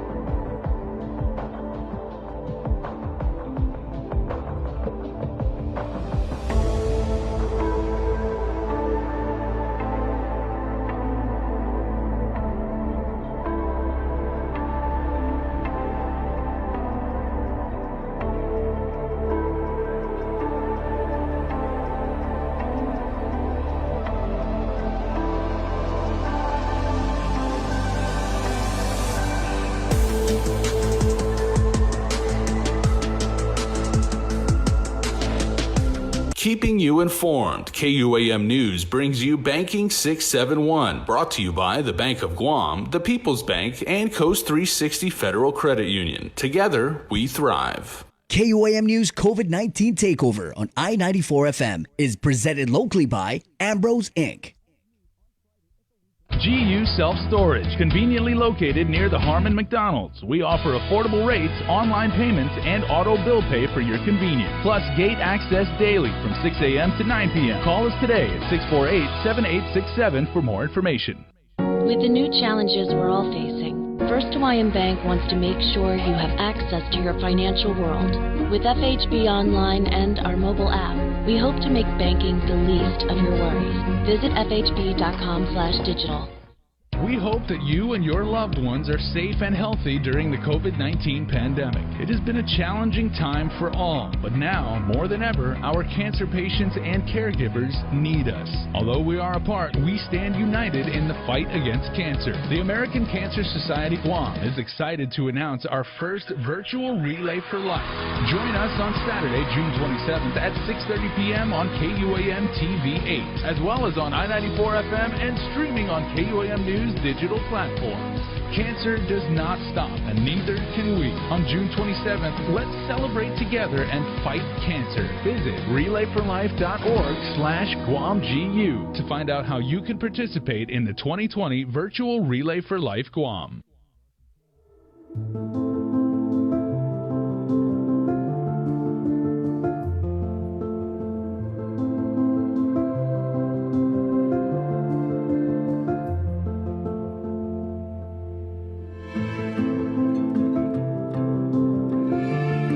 Be healthy. Be informed with ITD. It's not always easy trying something new. Sometimes you have to help your loved ones along. Nana is so used to her weekly trips to the bank that going online can be a little scary for her. But her grandson knows that banking online is safer and easier, so he's teaching her how to get started using Bank of Guam's online banking videos. Teaching is one way to show our loved ones we care, keep your family safe at home, and show them how to bank online. Find easy-to-use online banking tutorials at bankofguam.com or on our Instagram and Facebook pages. Be healthy. Be informed with ITD.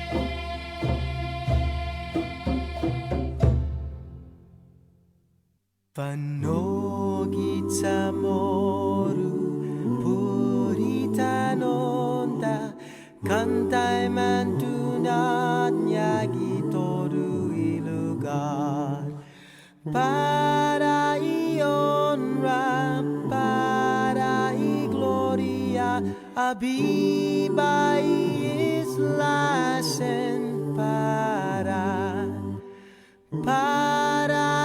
honra para gloria abibai islasen para gitodui tempui paz para ita dan gini langit na bendisyon kontrai peligro na fansafuham Deus protege Islanguam kontrai peligro na fansafuham Deus protege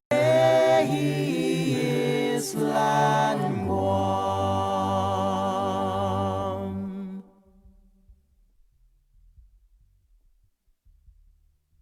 Be healthy.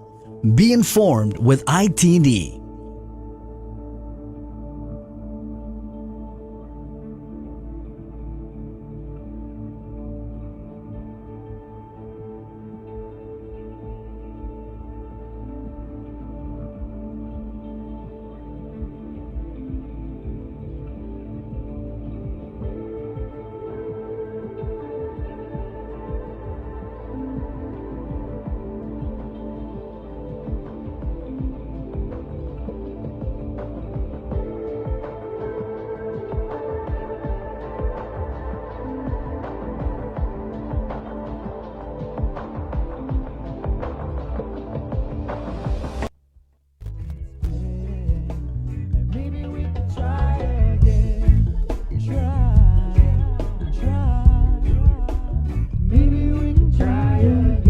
DUB taking you way back. Without a band. 812. Good morning on you. It's containing COVID. The KUAM News takeover of Guam's favorite. Do you remember going to the clubs and watching DB? Yeah, I do. Are you kidding? Which one? GameWorks or Ralphie's?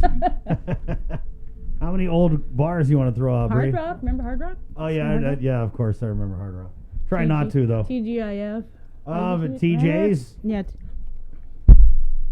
Yeah, I remember those days. Yeah, I'm going to start collecting old pictures of Bree. Oh, no. You want to go there? Nah, I got some of you. All my old pictures are skinny. Please, put them out. Put them out. All of them. Yeah, mine too. It's 8:13. Go ahead. Wow, it sounds like it's on.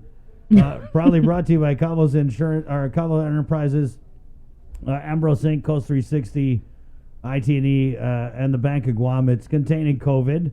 8:13. Let's do news now with a dive into the day's COVID-19 headlines from the KUAM News team. Good morning, Sabrina Salas-Matanani.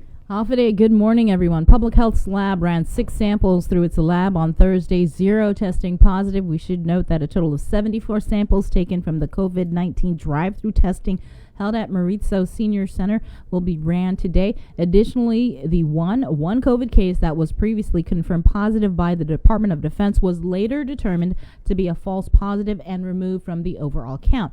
The patient was retested twice and subsequent tests showed negative results. This brings the total down to 182, 5 deaths, 168 recoveries, and 9 active cases. Today is the last day to apply for the $20 million Programan Salapi Adzudan Itautau program, but applicants will still have until June 30th to submit all the necessary documentation. Public Health's Division of Public Welfare Director Tess Archangel says those who are already receiving public assistance did not have to apply, as a list of their names has already been submitted to the Department of Administration, which has to vet them before payment. She says that if the application is incomplete, they won't be able to process them, but they are calling all the clients, reminding them to submit the documents that's necessary in order to review and process their application. She says for those applicants who were not previously on any assistance programs but whose incomes have dropped and now qualify, DOA will need to do a complete processing before sending out their checks. She says they still have to key those in, the information, the address, the names, and they have to assess how much they will get, whether it's $300 or $1,200. And if there are some applicants who are under the Division of Public Welfare who also applied and submitted applications, they have to check it against them to make sure that there is no duplicate.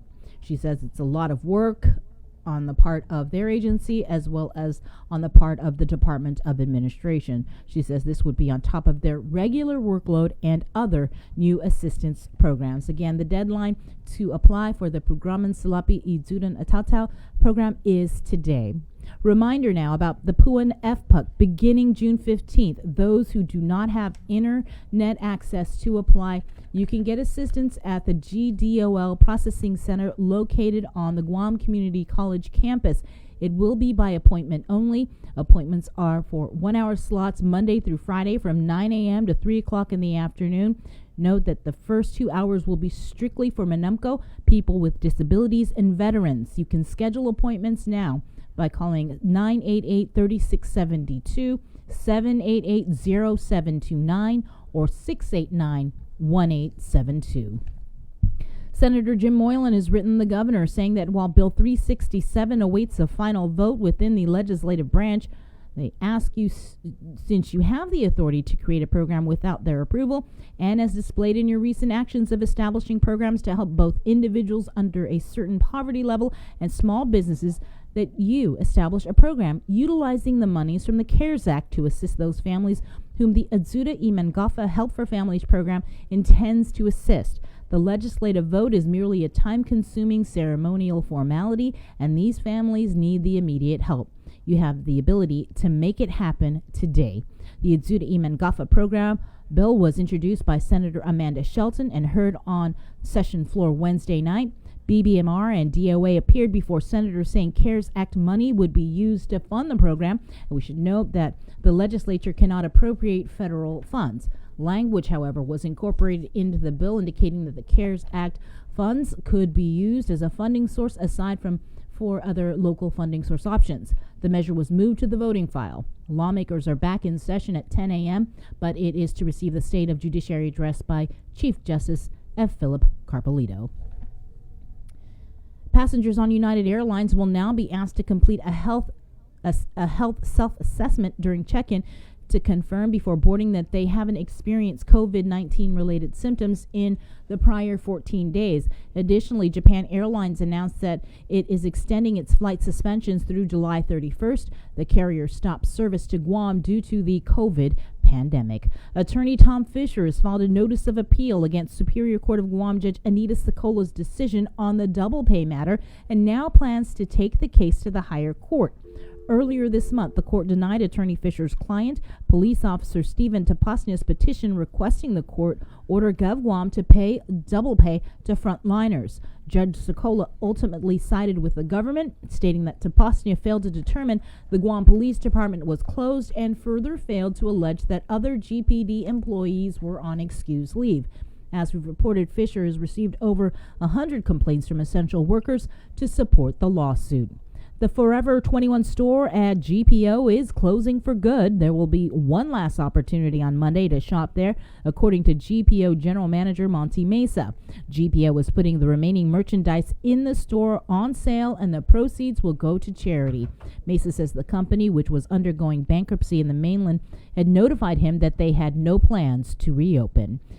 It's an opportunity for you to speak up against sexual assault at a peaceful protest in Hagåtña. The protest was spurred on after a Port police officer and traditional healer Cote St. Nicholas was arrested following allegations of rape and sexual assault. He was charged with raping a victim seeking spiritual services at his home. More allegations are being investigated, according to court documents. Organizers say you can stand in solidarity with alleged survivors and others affected by sexual assault from 8 a.m. to 10 a.m. at the Angel Santos Ladi Stone Park. You're asked to wear a mask and practice social distancing. And if you can't make it, organizers say that you can still show your support on social media accounts by posting photos with signs that say enough. or silence is violence, or I stand with survivors of sexual assault. And when you do post them, use the hashtag enough or silence is violence GU. In regional news, the Commonwealth Health Corporation announced late Thursday that the community-based testing initiative is temporarily suspended starting tomorrow until further notice. The announcement states that the temporary suspension includes sites on Saipan, Tinian, and Rhoda. The COVID-19 task force notes that since April, the initiative has tested over 7,500 residents across the Northern Marianas, which accounts for approximately 14% of the population. To better accommodate work schedules, requirements, and people with limited transportation, the governor's task force and CHCC are exploring ways to increase access to testing through business and precinct-based testing. Quote, they write in the press release, details on this next phase of community-based testing will be provided soon. In your Banking 671 report, the Small Business Administration provides an update on the amount of PPP and EIDL loans issued in the states and territories to date. And for Guam, almost 2,000 Paycheck Protection Program loans were issued for a total of over $193 million. As for the EIDL, that is the Economic Injury Disaster Loan, 2,900 local businesses have been approved, totaling $32.3 million in financial assistance. That is your Banking 671 report, brought to you by Coast 360 and the Bank of Guam. And that is your news. All right, thank you, Sabrina. It's 8:21. We'll take a short break and come back with more of Containing COVID next. Good morning. Keeping you informed, KUAM News brings you Banking 671, brought to you by the Bank of Guam, the People's Bank, and Coast 360 Federal Credit Union. Together, we thrive. KUAM News COVID-19 Takeover on I-94 FM is presented locally by Ambrose Inc. GU Self-Storage, conveniently located near the Harmon McDonald's. We offer affordable rates, online payments, and auto bill pay for your convenience. Plus gate access daily from 6 a.m. to 9 p.m. Call us today at 648-7867 for more information. With the new challenges we're all facing, First Hawaiian Bank wants to make sure you have access to your financial world. With FHB Online and our mobile app, we hope to make banking the least of your worries. Visit fhb.com/digital. We hope that you and your loved ones are safe and healthy during the COVID-19 pandemic. It has been a challenging time for all, but now, more than ever, our cancer patients and caregivers need us. Although we are apart, we stand united in the fight against cancer. The American Cancer Society Guam is excited to announce our first virtual Relay for Life. Join us on Saturday, June 27th at 6:30 p.m. on KUAM TV 8, as well as on I-94 FM and streaming on KUAM News digital platforms. Cancer does not stop, and neither can we. On June 27th, let's celebrate together and fight cancer. Visit relayforlife.org/GuamGU to find out how you can participate in the 2020 virtual Relay for Life Guam.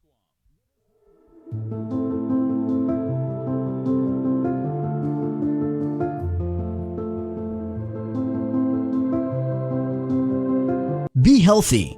Be informed with ITD.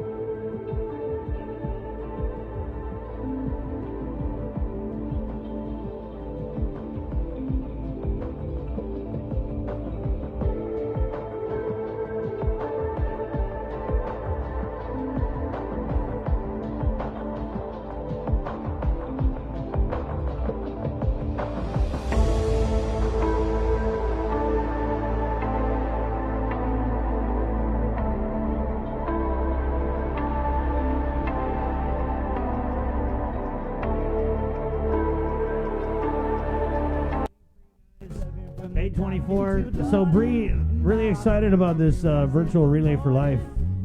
Yes, and I think we're going to have Joe Rios on a little bit later, but the virtual Relay for Life is, we've talked about before, the actual Relay for Life, because of the COVID pandemic, it had to be canceled, I guess you could say, but we are having a virtual Relay for Life, which is on June 27th. We're going to be carrying that on our social media platforms, and I believe on KUAM TV8. And so we've been working on this program, putting together the videos. And one of the things that we're going to be doing, and we hope that we're encouraging everybody in the community to take part in, is this KUAM Dance Challenge. And so we prepared this video. It's kind of like an instructional and of the dance. And so if we could play that. And so basically, we're dance instructors now. I don't know about I just gotta say, fun. You Just know, fun I stuff. don't dance. Yeah, I don't either. Yeah, you do actually. No. So, well, we're gonna go ahead and play this. I just apologize in advance for it.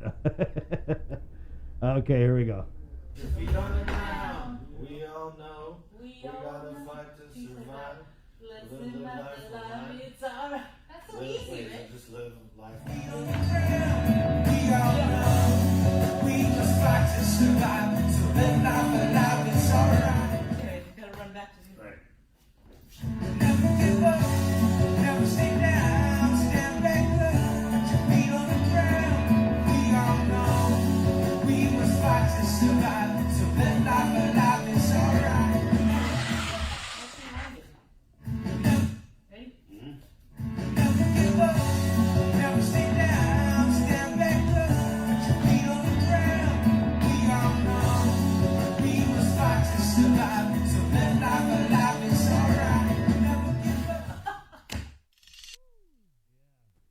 Yeah, it's a really quick, easy dance that. It was? Yeah, that kind of puts together. Okay. And we hope that you could join in. We'll post it on our social media so that you can practice it, and then send in your video to us, to Jason at KUAM.com. And we'll include it in the virtual Relay for Life show. Again, that is going to be broadcast and streaming on June 27th on the stations of KUAM. Right. And I wanted to just talk about the song, actually. This was performed by one of our former co-workers who passed away. Yeah, the late Savage K. Man, just an amazing local artist. But, more importantly than that, an amazing father, a family man, and a great and dear friend who, unfortunately, did not defeat cancer in his battle. But I think that the real victory came after his life, with the awareness, with medicinal marijuana. I mean, this was an issue that he really pushed, and with that song, and people tuning into his fight and being inspired by the courage that he had in his life, and and a lot of after his life and his death too. He seemed to get even bigger every time we listen to a song or something. I just can't help but be taken back to. Mm-hmm. Before he was sick. I mean, this guy, we were just, this is when I was in radio, and he worked right next door in Master Control. And just so many great memories. And I'm just sorry, Party. I know you're probably watching from up there and embarrassed about my dancing to your song, so I'm really sorry about that, okay? 828. Let's go over to the phones where we have the superintendent of the Guam Department of Education. I don't know if you do TikTok dances, John, but...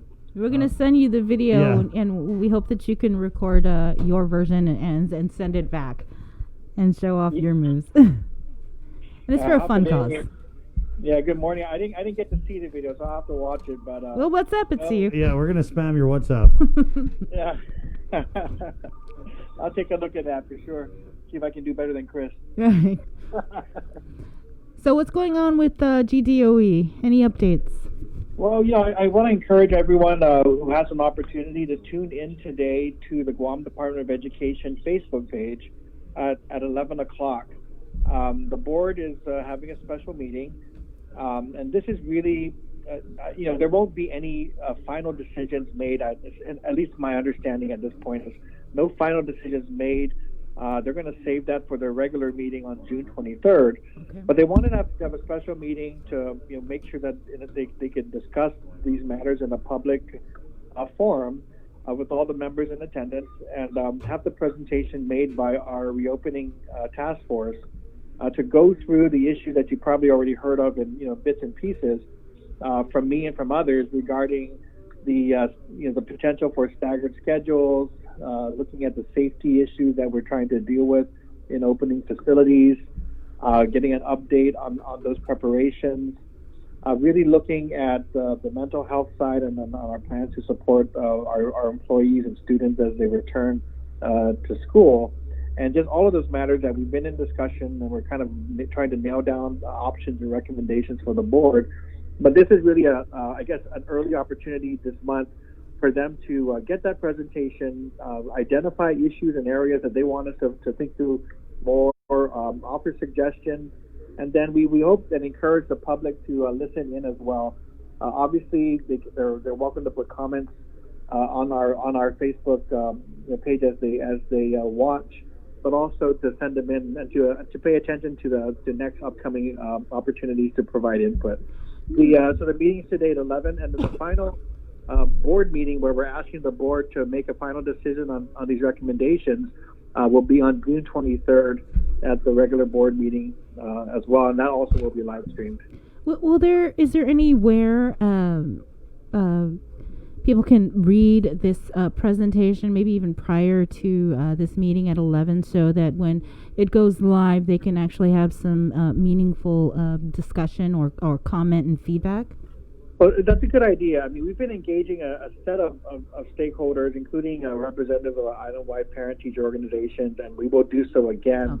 Okay. We've been hesitant to share, to just put out documents, widely without the opportunity to also be discussing them, because a lot of these, definitely it's in draft form, and a lot of these discussions are not yet final. And sometimes what happens is people run off with one of the options saying, oh, this is what's going to happen next year, and we spend 2 weeks trying to tell people that isn't the final decision. So we've been a little hesitant, but I think, maybe after this meeting where we actually are, kind of getting closer to the decision points, we can release some version of it so that the general public understands, at least the major decisions that have to be made.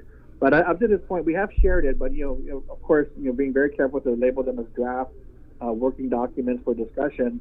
And, I'm sure it's out there in the community as well, but it really has been part of also being able to present it to make sure people have the proper context. And I think that's what we're trying to do by the regular discussions with you, other members of the media, is just walk everybody through the decision-making process. So when we get to the end, people kind of understand how these decisions came about. But I think that's a great suggestion to put something out there in writing more broadly. Yeah, but I agree with you, John. It's like if you talk about, and we've seen it throughout this pandemic, where the governor or a doctor or anybody kind of in that position will discuss an idea, and then it becomes all of a sudden it's not even an idea anymore.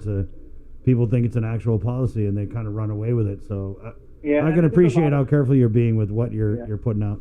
And some of the things that I put out there, we do it very consciously, and part of it is almost like running test balloons.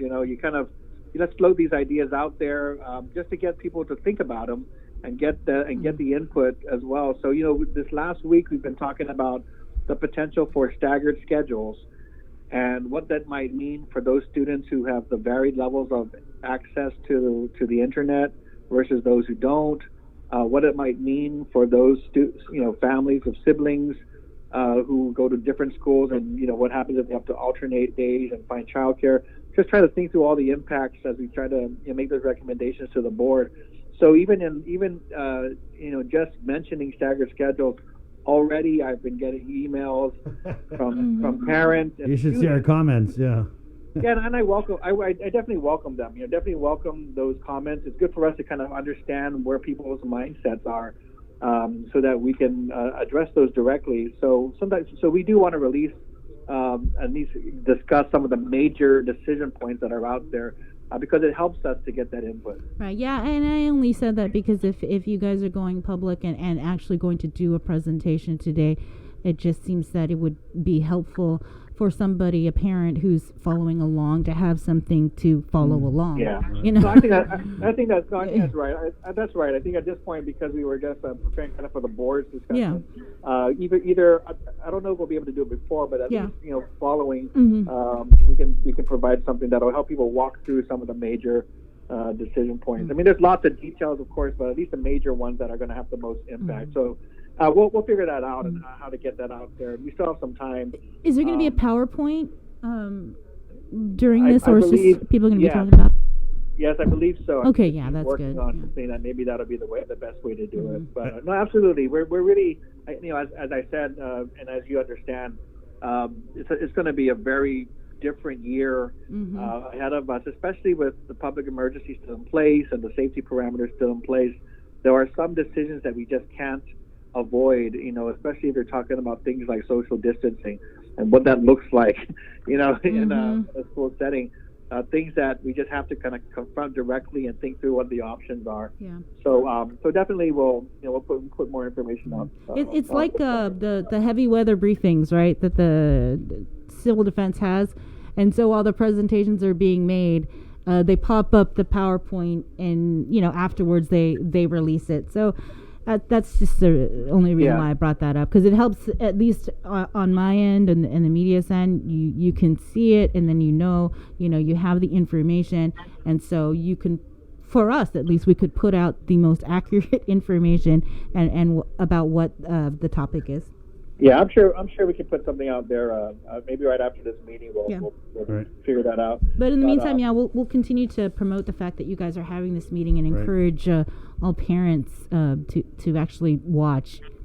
Yeah, and to let everyone know that as we go along, again, we are looking at coming to a final decision. I mean, you can imagine some of the feedback we get. It covers the entire breadth of the possible spectrum of opinions, right? So we have parents, you say things like staggered schedules, and the first parent will say, "I will never send my kid until there's a cure for the virus." And then the second comment will be, "How come they're not opening for all kids? I got to go back to work." And that continues to be the wide gap in terms of the different opinions we're getting. And I'm telling my team, we just have to navigate this as sensibly and as transparently, as deliberately as possible, because at the end of the day, we are going to still deal with parents on either side, and you can understand both sides have some valid points. So it's not. I think with the heavy weather briefings and typhoons, we're kind of used to how we respond to those emergencies. This one is really not just unprecedented, but it's really a challenge to work through. But I got a team that's really dedicated to trying to figure out this puzzle and do so in the best way to make it work, but also be very aware of the impacts on people, like especially our parents and our families at home. Is the Department of Education planning or anticipating an increase in student population? Because we've seen the lines. People are hurting now. We're seeing more people who are signing up for public assistance that normally wouldn't. Unemployment, 38,000, I think, was the estimated number. So there may be people that can't afford to pay for private school, and will send their children to public school. Are you guys planning for that? Well, we just reopened, the central office, and are going to be pushing for more, for regular activities to take place back at the schools, in terms of registration and so forth. So right now, I would say that we are receiving that type of anecdotal, types of evidence that we might see more enrollment because of folks who might be coming from the private schools into the public schools because of maybe an inability or the challenge making the tuition payments.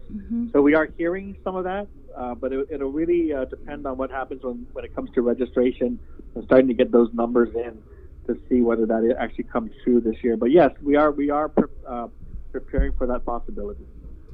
John, can we do a wrap on the commodities and how that effort went, and if there's going to be anything going on in the future with it again?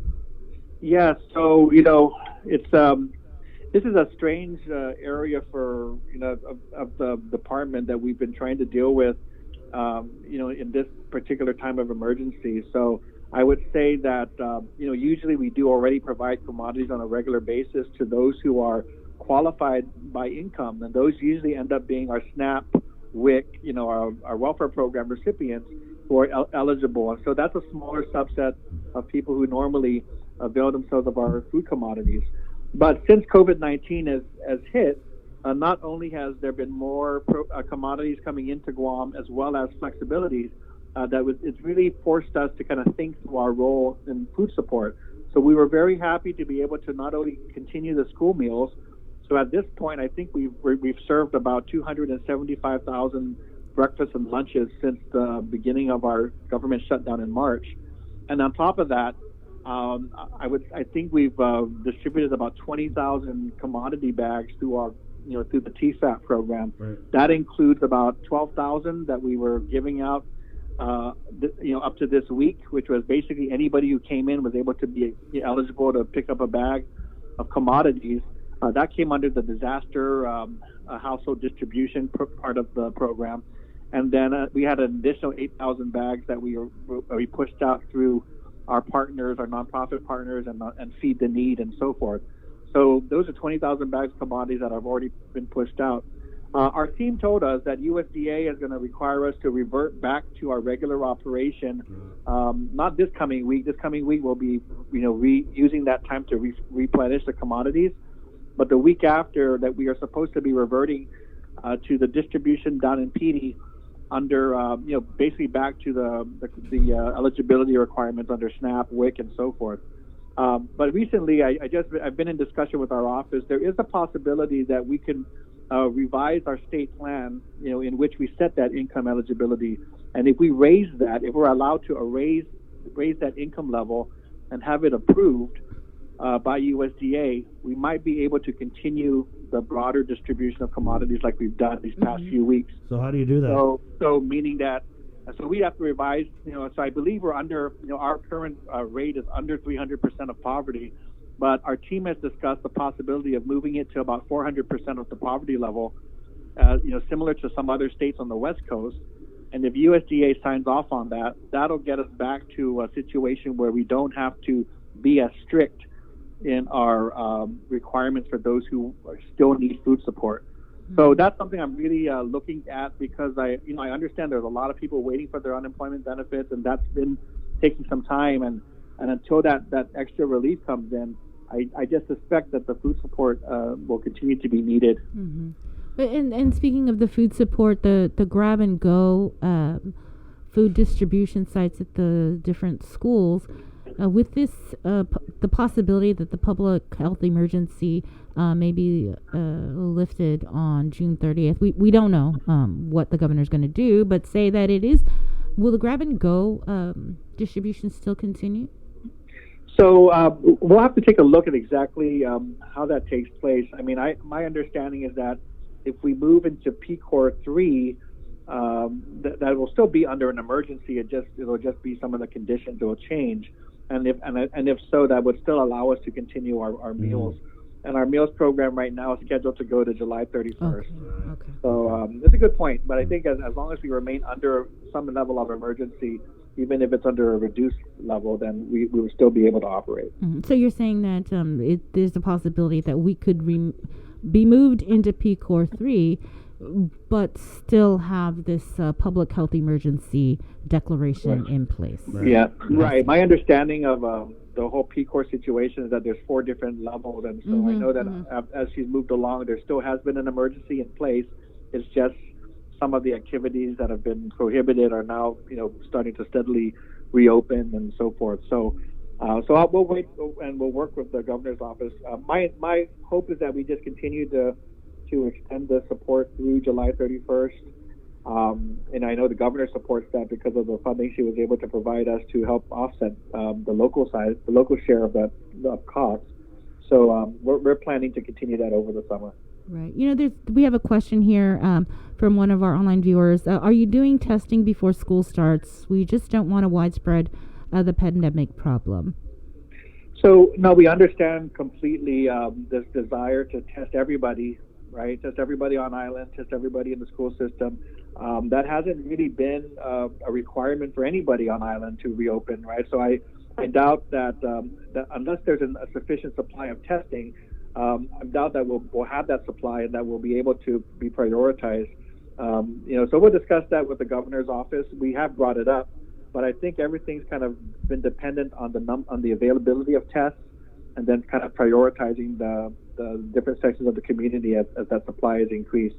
So I can't say that all of our employees and students will be tested prior to opening, but we definitely are going to be following all the CDC guidelines relative to operating safely as much as possible. And I understand that people want 100% certainty, and I can't guarantee 100% certainty, but I definitely want to let everybody know that we have been, following day by day any of the updated guidance from the CDC, from our various, other school-related organizations, and also talking with our local public health and physicians advisory group to align our safety precautions. I just wanted to switch subjects really quickly. We've been waiting for the Guam legislature to continue with the debate on the budget and the proposed budget for next fiscal year. Can you just provide us an update on the numbers and the financial status of the Guam Department of Education? Right. So we were able to have a budget hearing a couple of weeks ago, and at that point, and I was able to inform the legislature that our budget, at least the cash that we were receiving based on our budget, that we were still on target, that we weren't being required to make any of the reductions or alter our budget, at least not at this point in time. So the cash has been coming in to support our operations, and that isn't always the case, but of course we worry about it in this particular time because of the revenue situation. But we have been receiving our cash to be able to continue the operations, and until further notice, we're hopeful that that will continue to be the case. Okay. Well, is there anything else you wanted to get out before this meeting at 11? Well, I think relative to the meeting at 11, I really do want people to start, your listeners and those who are able to listen online today, and again, when you send information, I'll be able to really read through it and understand the impact. What I've told our team is that, if we can finish the decision making as much as possible in June, it'll give us 4 to 6 weeks. If we're still targeting mid-August, it'll give us 4 to 6 weeks to continue to work with the community to communicate and explain and clarify all those decisions so that our families can make the adjustments they need to prepare for the school year.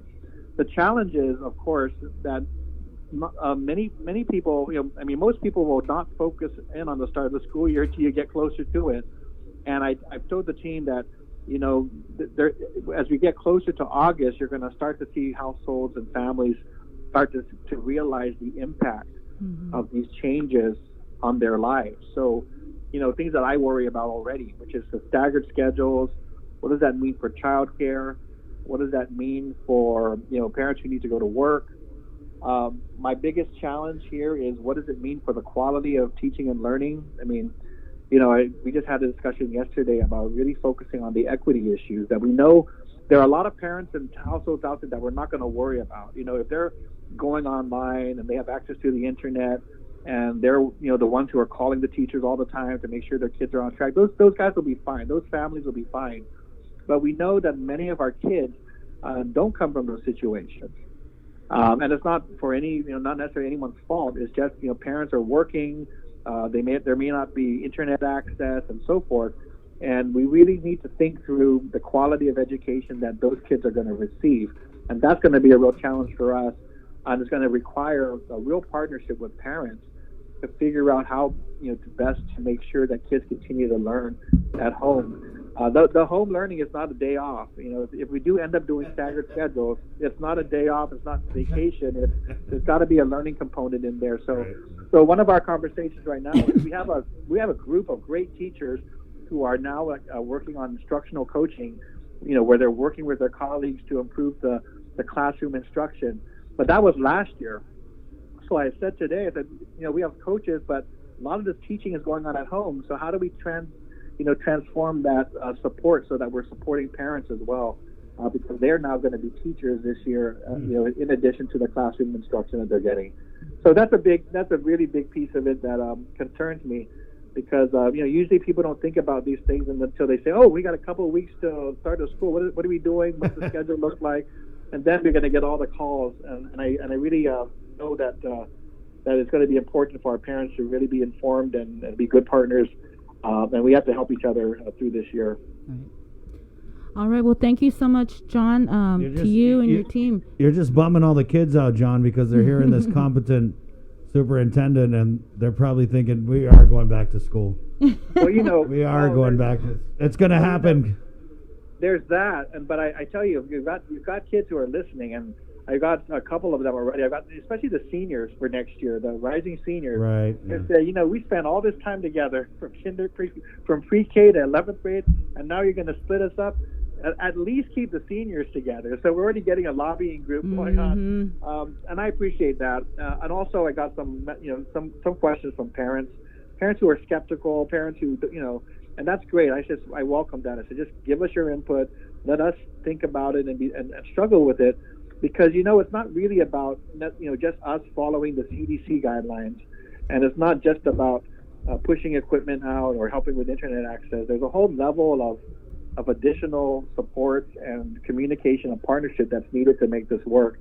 We want our parents and our children to feel safe, not just be safe because we're following the guidelines letter by letter, but really when they walk into the school, understand that there's an attention, there's a culture of safety in place, and everyone's taking it seriously so that they can feel that level of assurance.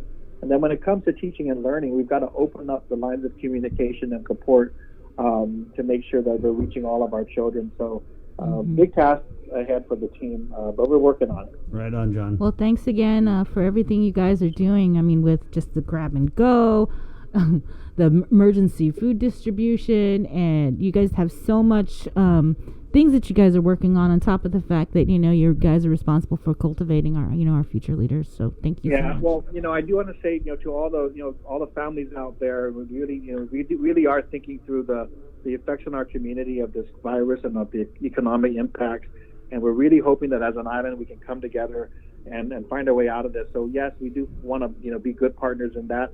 And then second, if any of our employees are listening to your show and are out there getting ready for the lunches or or are out there packing commodities, I just want all of our employees who I haven't been able to touch base with to let them know that we just really appreciate the work that they're doing, because they are critical responders during this crisis, and we definitely are blessed to have them on our team.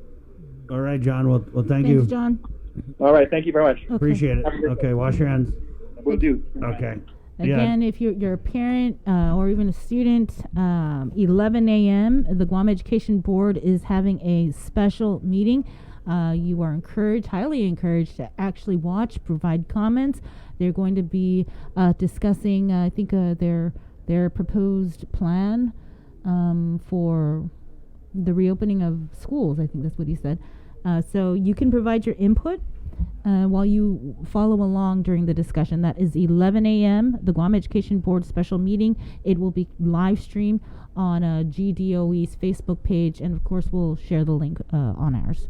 All right, and as you guys well know, the Bank of Guam is a proud sponsor of the KUAM News, a takeover of Guam's favorite containing COVID, and they've got this great program called Going Online Together, which I know we have talked about in our Banking 671 segment. So on that note, we want to bring in a Tess from the Guam Waterworks Authority that kind of share the different ways that GWA is going online together. So let's get right to it, Tess. Good morning, and Viva Betness.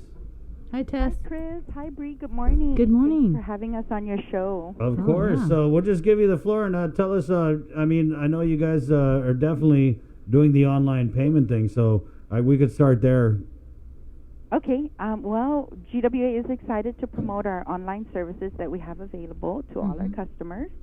So you want to start at the Pay GWA online site that we have? Sure. Okay, so we have the new site that launched June 1st, and customers will enroll with the site. It's very easy. They just need their 10-digit account number and their billing zip code. and the website is the www.paygwa.com. And there's some new features on the site. One of the new features is Pay Now. You just click Pay Now. You don't have to register. If you're in a hurry and you just need to make the payment, you could just click Pay Now, and with your 10-digit account number and billing zip code, you can make a payment. It'll email you your receipt, and you're on your way. If you do enroll, there's the features that they have. You could view your consumption, your monthly consumption. You could view your bills.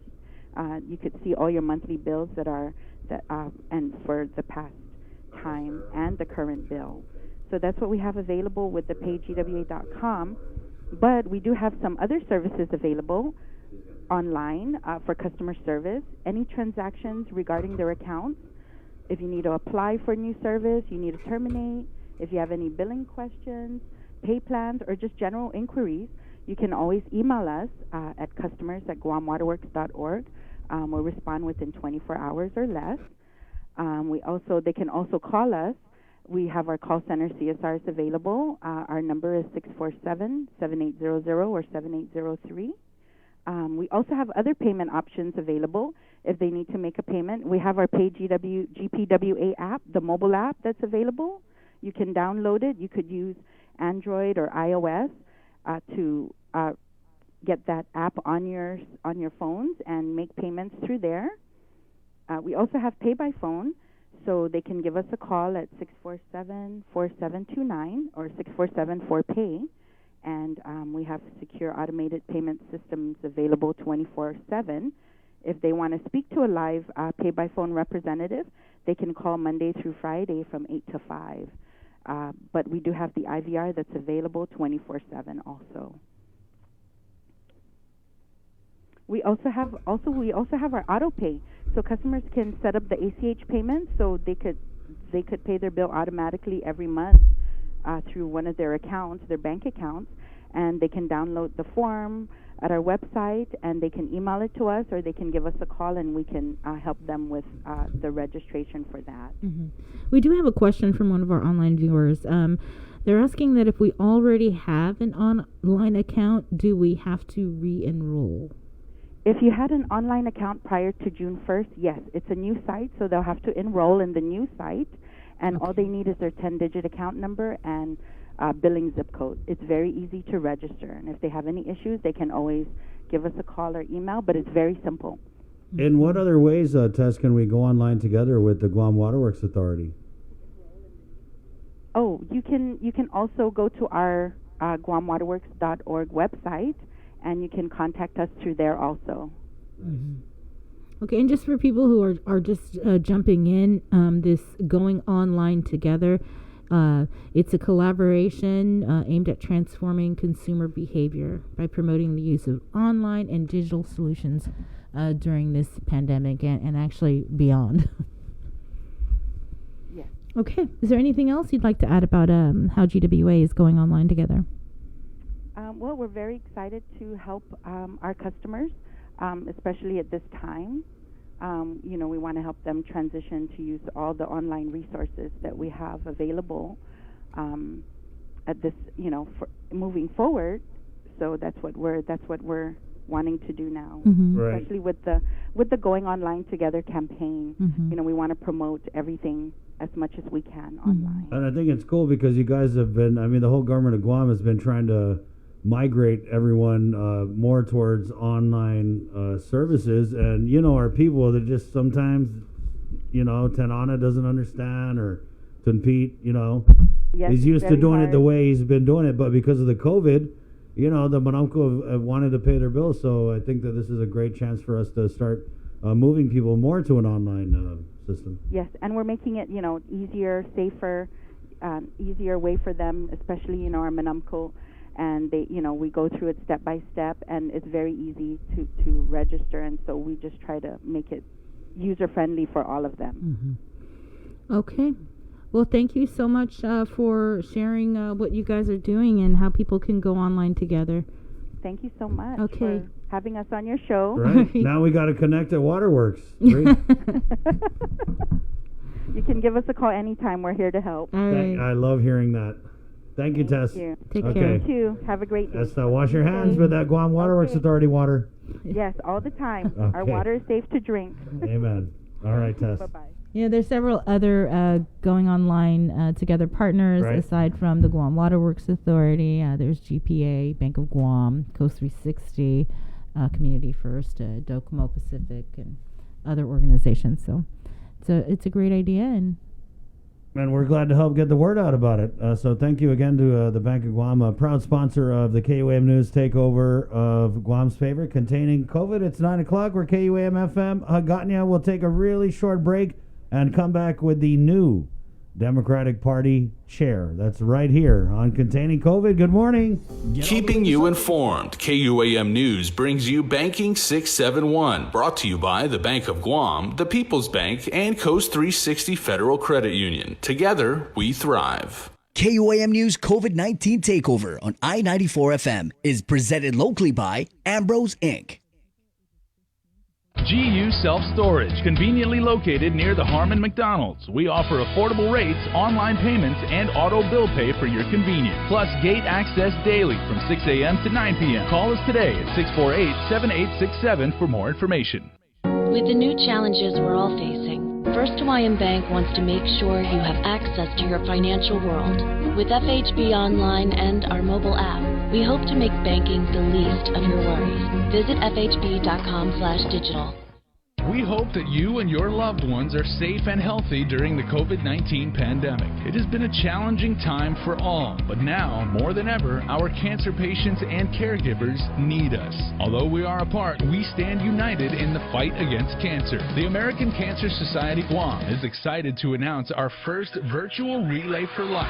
Join us on Saturday, June 27th at 6:30 p.m. on KUAM TV 8, as well as on I-94 FM and streaming on KUAM News digital platforms. Cancer does not stop, and neither can we. On June 27th, let's celebrate together and fight cancer. Visit relayforlife.org/GuamGU to find out how you can participate in the 2020 virtual Relay for Life Guam.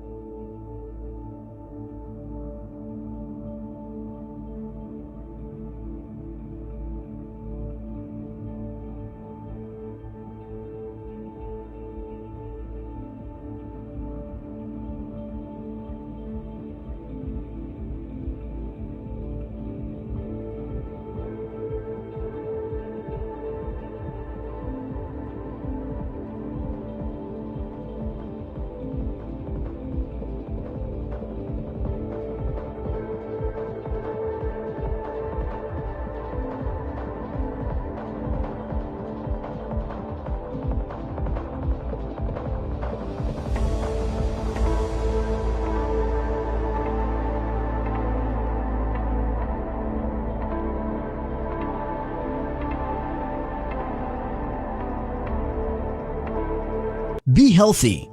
Be informed with ITD.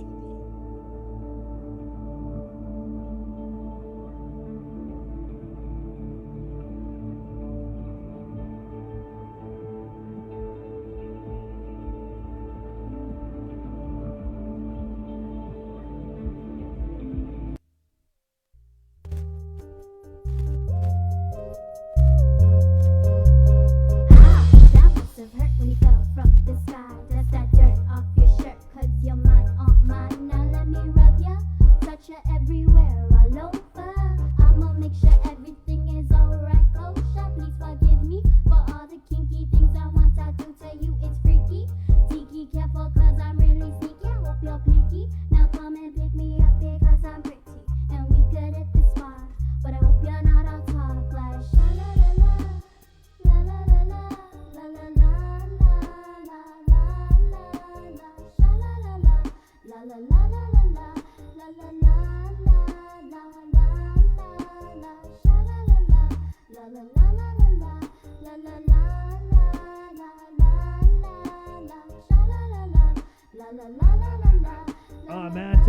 here.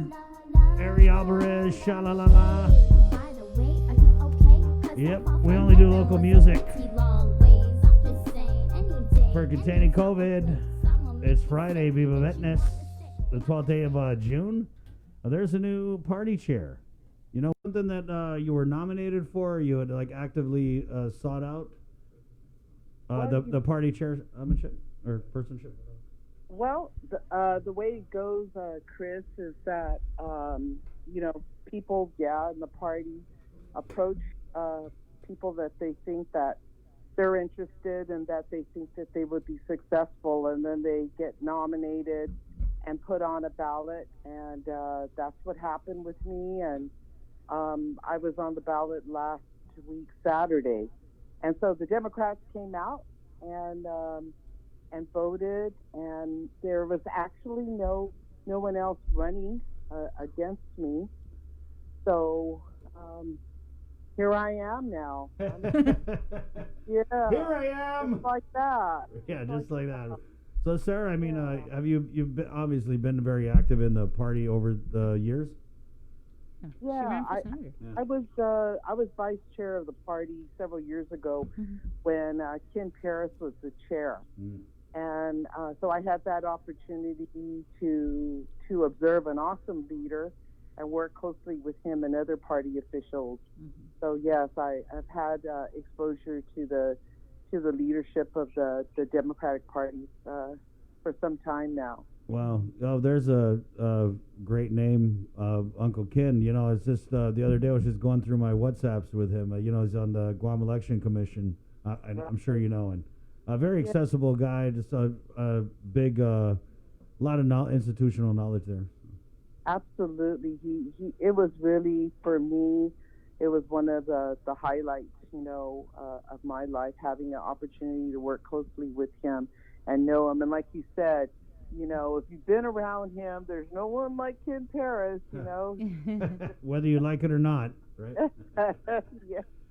So, Sarah, let's just get into the first thing I wanted to ask you about was this first press release that you guys had put out, taking some shots at Minority Senator Jim Moylan. Yep. That was done prior to me actually being sworn in.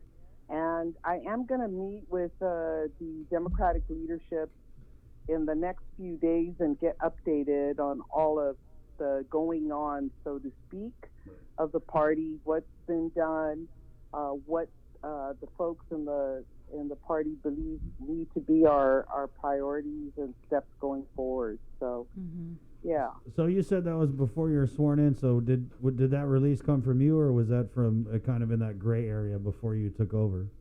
Right. That did. And, I want to get updated on it, and I want to see, what it is that we can do to work closely with him and to come to some, some mutual understanding. I want to go forward being respectful and peaceful with folks. So let's see how it goes in the next few days. Right, Sarah. And I mean, because I've known you over the years, and the tone of that press release, I was just like, did Sarah really? I mean, Bree and I were just talking about it this morning, like, did she write that? Because it's really catty. And now I just have to adjust my headphones because the chairman of the Democratic Party of Guam said that the party wants to work with Republican Senator Jim Moylan, and I really don't know if I heard that right. I mean, this is, to me, the way I look at it, Chris, this is a time to be a one Guam. I mean, the folks, the Republicans, the Democrats, we have our values, we have our priorities. Can you hear me? Yes, of course. Okay. Yeah. We have our values and we have our priorities. And, I want to come to the table with them and talk about, what is it that we can agree on for one Guam? I think that's the approach going forward. I mean, I think there are certainly some features of the Democratic Party that would make people want to join and be attractive to people to be participatory in the party, certainly. But I also think there's lots of room, and I think our people really are calling for a one Guam approach with the political parties that exist on Guam. Wow, and I have to just point out, though, it's not just that Democrat Party press release that we saw the other day. It's been the same with the Republican Party of Guam press releases, where it's been just as, catty, I guess you could say, or disrespectful, for lack of a better word. And so it is kind of it's kind of nice to hear where you're coming from, where we can just calm things down a bit and just be respectful towards one another, because we are living on the same island. I think definitely even the dialogue between members of the Democratic Party sometimes on the session floor is kind of crazy. And Sarah, I know everyone always says, I forget that saying about the Democratic Party, if they're not fighting with each other or something. So I'm sure it'll come to me. But how do you guys kind of fold together the different factions in the Democratic Party, which I think you were able to do successfully in getting Lou and Josh elected? Was the big thing, was like, how do you get Uncle Carl to not stab you in the back in the general? And so I guess moving forward from there, you guys were able to fold all these different groups together. But I think since then there have been some fractures and a little bit confrontational sometimes, especially within your own supermajority at the legislature. So how do you kind of juggle all those different personalities in the party? It's absolutely correct. We have different personalities, we have different perspectives, and different ways of approaching things. And I think it was Senator Roy that brought that up, is that's the way the Democratic Party has always been, has had different perspectives. And it makes it exciting, it makes it interesting. It's never a boring moment, but certainly what is so important for us to do is come to some agreement as to how we're going to move forward as a party. So I'm really excited. It hasn't even been 24 hours since I got sworn in, but I am very excited about meeting with the Speaker and the Democrats of the legislature. I'm excited about getting together with Congressman Mike and everyone else. I have meetings set up with the Governor, Lieutenant Governor already, and we're going to figure this out. Right. We're going to figure it out. Well, it's good to hear that, because it's kind of like in your lane, with mediation. I don't know if your background could handle this type of mediation. This is like a whole other level. Well, we'll see. I'm very optimistic. I mean, I've been blessed throughout my life to have had worked closely with some of the leadership in the Democratic Party. So I feel like I have a good enough a relationship where I think that we can have an honest and open dialogue and talk about, what is it that we could do, and focus on what's in the best interest of our people and our party moving forward, and focus on that, Right. What about the supermajority, Sarah? As I'm sure you know, the Republicans, the GOP, they see blood in the water at the Guam legislature, and they're putting candidates out there. I know that in talking with them, they think it's a very real possibility that they're either going to chip away at that supermajority in a big way or take the majority. How is the party kind of factoring that in, and maybe retooling your battle plan for the primary and in the general? I think you said the key words. We're going to strategize and retool and take a look, because the world's a different place than it was a couple of months ago. So the approaches and strategies that might have been used in the past may not be what we need to do now, because of the challenges are different. And so definitely the election this year is big. It's a big part of what we need to be working on in the future, not in the future, in like the next couple of days and weeks. We've gotten to June 30th, or is it the 27th, to make sure we've got the candidates all lined up and committed. So there's a lot of work to be done in the next couple of weeks, but I'm really optimistic that despite the different perspectives that our Democratic leaders have, that we're going to come together and just, realize that we need to hold on to the majority.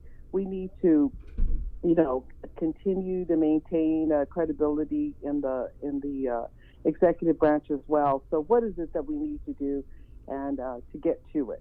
Yeah. Do you think there's a problem with credibility in the executive branch? Well, you know, as everyone else has been reading, there's a lot of criticism, and that's not new to any administration. There's always going to be someone that feels that they could do a better job or has some thoughts about, you know, what isn't being done right. So I want to look at all those issues that have been brought forward by the public and see what is it that we can do to either, I think promoting and understanding what is really being done. I think we're not doing that as well as we could. And if there are things that we're short of in helping people where we need to help them, we will certainly encourage the administration and the other political leaders to address those. On the congressional side, so I was able to speak with a former delegate, Robert Underwood, last week, and there was talk about him maybe making a run for Congress. That's not going to happen. There are rumors about Public Auditor B.J. Cruz maybe taking a shot at the delegate seat, but I'm not sure how that's. I haven't heard anything about that. So, are you guys going to put up someone to run against Congressman Mike in the primary? Have you heard anything about that? Well, certainly there's been word out about both Robert Underwood and B.J. Cruz considering, and as you said, they're not looking seriously at doing that at this point. And what I would like to do is have a chat with Congressman Nicholas and talk to him about, you know, hey, how can we move forward together as Democrats, you know, and we'll go from there. Right. I haven't made an appointment with him yet. You know, like I said, it's less than 24 hours, but those are in the works, and we'll see how he responds to me.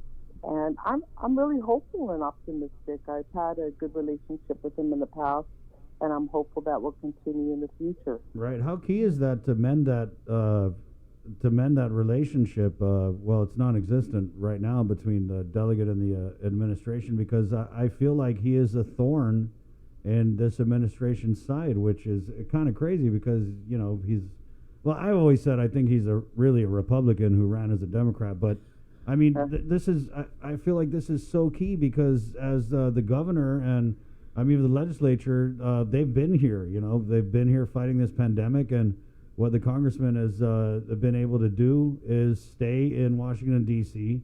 And I mean, I see it, I pay attention. He's basically sharing news stories about what Congress is doing and passing that off as accomplishment. So, but what I want to say is that he is just always really taking shots at the administration, taking shots at Democrat senators. So, I mean, if you could be the one to extend the olive branch and actually put it in his hand, I mean, this could be huge. And you're saying you have a good relationship with him. I'm pretty sure if he feels that you're representing the administration either, you know, too much or too little, that's going to really temper the discussion. So how confident are you in being the person that could bring Mike St. Nicholas back to the table and maybe even being that person who could get him to sign that darn pledge? Well, you know, I was there when we signed the pledge several years ago, and he did not sign that. And, you know, there's a certain amount of appreciation and understanding for political leaders to want to have autonomy. So I get that to a great extent, but I also see, as you said, the importance to present to our community and to the nation a one Guam approach. I mean, it's like we're going to be so much stronger if we're together. And there's too many important battles that need to be fought, and there's too many, you know, monumental things that need to be addressed. And we don't have the time, and we shouldn't use the energy and our limited resources to be fighting with each other on things that we could really come together on. So my real hope, Chris, is that, you know, he can agree to do certain things. And first and foremost, you know, I would like to go in, and I said this yesterday, with a small mouth and big ears. You know, I want to listen to him. I want to understand him. And then I want to see how we can go forward together. And I'm excited and optimistic that we'll get something, and we'll get some positive change. You know, Sarah, I know you've only been the chair for what you said, 24 hours, but I don't think that means that you haven't been privy to discussions within the party. So I just wanted to ask about the deadline to file is June 30th. Where are you guys? What names are being tossed out right now for potential senatorial candidates for the primary election? And or are you seeing some resistance for people wanting to run because we're going to be dealing with this massive, or we are dealing with this massive situation with COVID? Right. And I think these are truly not normal times. As I said earlier, the world is a different place, and we need to get to it. So I think the incumbents are all looking to run, for one, and there have been a few other people that have said that they're interested. So those are the kinds of things that I'm going to be doing in the next few days, is talking with both the incumbents and those that are interested in running. And I think it's important that the party, get candidates that the people are going to support so we can maintain the majority. So we're going to look at different strategies and different ways we can ensure that. What about some of the administration directors? We know that Jack Hattig ran last time, but we're hearing things. Someone had thrown out Tim Uggan, the Homeland Security Advisor's name, as a possible senatorial candidate. Again, we heard Jack Hattig. I heard Kathy Flores the other day.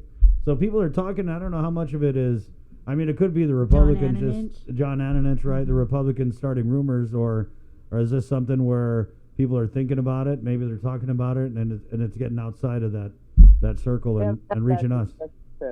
We haven't had that discussion about any changes at the cabinet level. So, like I said, we are going to chat in the next few days, and there's a certain amount of distance I think I need to have with the executive branch and with the legislature, in terms of letting them do what they need to do, but at the same time, be there as counsel to talk about what the impact would be on the party as a whole. But I also have to trust the discretion of the governor, lieutenant governor, and making decisions that they feel is the best for the administration. Right. So, yeah. What about the congressional race? Have you heard any Democrats that might be interested in running against the St. Nicholas? I know that you're, going to extend the olive branch and all of that, but have you heard anybody within the party that might be interested in running? Just Robert Underwood and B.J. Cruz, as Chris brought up. Okay. And as I said, I've had the same conversations, Chris, so right. I don't see... what about Judy Wampat? Have you heard anything about Judy? Speaker Judy? I think Judy Wampat is not interested at this time, okay. But, we'll see. Like I said, it's crazy sometimes. You wake up in the morning and it's one thing, and then you go to bed at night. Right, and it's another. It's a different thing going on there. So we'll see how things... Because I think that's going to be key, Sarah, when you go to talk to Delegate St. Nicholas. I mean, I'm pretty sure that one of the first things he's going to ask is, well, who you guys are running? Who are you guys running against me in? Yeah. I'm pretty sure if anybody runs, he's going to throw the party under the bus and do the thing that he normally does. So it's I don't envy you. Moment, Chris, there is no one that I know that has made a commitment to run against Congressman St. Nicholas, and at this point in time, I will say we're all in with him, and let's move forward, and let's take a look at what some of these challenges are for him to continue his position there, and what we can do to be, like I said, a one Guam. Wow, that's definitely refreshing to hear, because right now we're like 5 Guams. We're doing like the 10 Guam approach. That can't work, right? Right, yeah. Well, Sarah? No, I was just going to say congratulations. Yeah, congratulations again. And I got to say, man, I like that you seem to be a little more independent, and it's politics, so I'm pretty sure there's some degree of wanting a yes person to lead the party. But I like what you said, and I think that people have really been clamoring for this One Guam thing, and they've been again clamoring for our elected leaders to work together, and they kind of, I guess, would expect people in the same party too. So good luck with that, and I definitely appreciate that. We could accomplish so much if we were just lined up. I mean, not even just Democrat on Democrat, but with the Republicans too. If we had that One Guam, if we got respectful to one another. Right, man. I really, it seems like a pipe dream, and I'm not really an optimist, but I think about it at night. Like, man, if we had the congressmen on the same page as the governor and all the senators, and they really, went to the feds and pushed for things, like you said. I mean, we've had it in the past, and I just think we really got to get back to it. And I'm happy that you agree, sir. Yeah, I've already had some contact with the Republican Party leaders, and that's definitely on the agenda in the next couple of days. To sit down with them and talk about how we can work on that One Guam. So we'll everyone stand by and let's pray. Let's send best wishes to everyone so that we can really accomplish these goals, because I'm certainly on that track. Thank you, Sarah. All right. Take care. It easy. Yeah, keep in touch and wash your hands. Okay, bye. Thanks. Okay, bye. 9:26. So, we played this. Well, that was refreshing. Yeah, and Sarah's such a great woman. Yeah, and that's why I really was kind of like banging my head against the wall reading that Democratic Party release, because I was like, no. And I was both of us, right? I was really disappointed. I was like, man, if Sarah's going to take over the party and it's just going to be more of this petty Carlo Branch, Regine Bisco Lee, attack everybody, I'm just tired of it. And I wish Adelup would just open their eyes and see that everyone else out here is tired of it too. They're just tired of this, because this guy's a Republican, we're just going to keep hating on him, or, we're not going to listen to any of Eddie Calvo's interviews because he's a Republican. They're like, guys, the election's over. I mean, well, that one is. Yeah. Yeah, it's tiresome, it's troubling, and it's not productive. And I just don't understand why, especially in this time of this It's one thing to call somebody out, right? Yeah. With good reason. Yeah. But then just to take it to that another level of childishness. I mean, and to me, what gets me is like they're just not putting out stuff that's another level of childishness. It's like they love it. They live it. You know what I mean? They sit. It's almost like they sit around like, how petty can we be? Okay, what should we say to Jim Moylan? Yeah, let's go see this. And it's not just the Democrats, okay? Right. So Yeah. No, but I mean, for the Republicans to come out and say that they use the Department of Labor unemployment program as a dumping ground for political hires, and then it turns out to be true. Well, that's not really. Different. You know what I mean? So. I don't think the Republicans have really been, but the Democrat on when we get these releases from the Republican Party, the snarkiness I think is doubled in the responses from the Democratic Party, and their responses always seem to be like, oh, they don't know what they're talking about, So, and I'm not even taking sides with the Republicans. I think they've got their own set of problems and like finding real candidates for starters, but.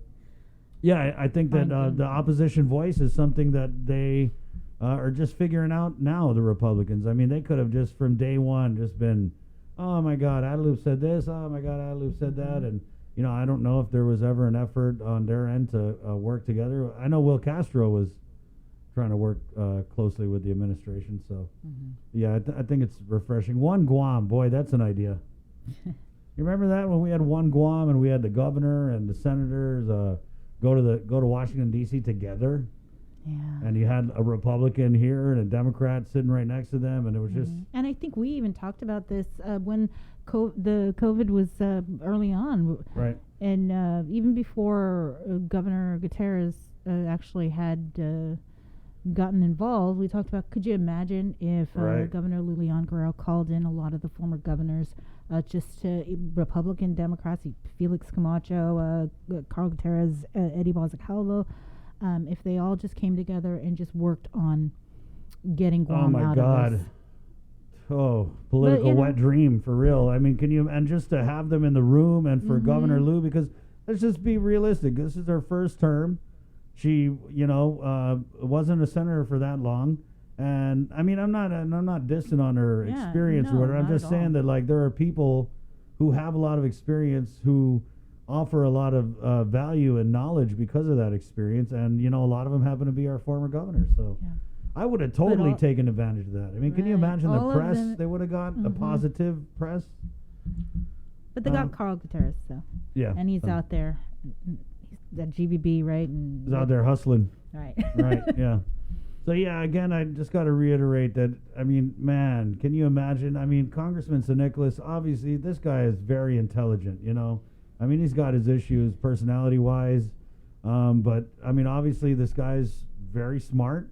We have a lot of really intelligent people with a lot of good ideas all throughout our government, and just to have them all working together to get things that are going to help Guam.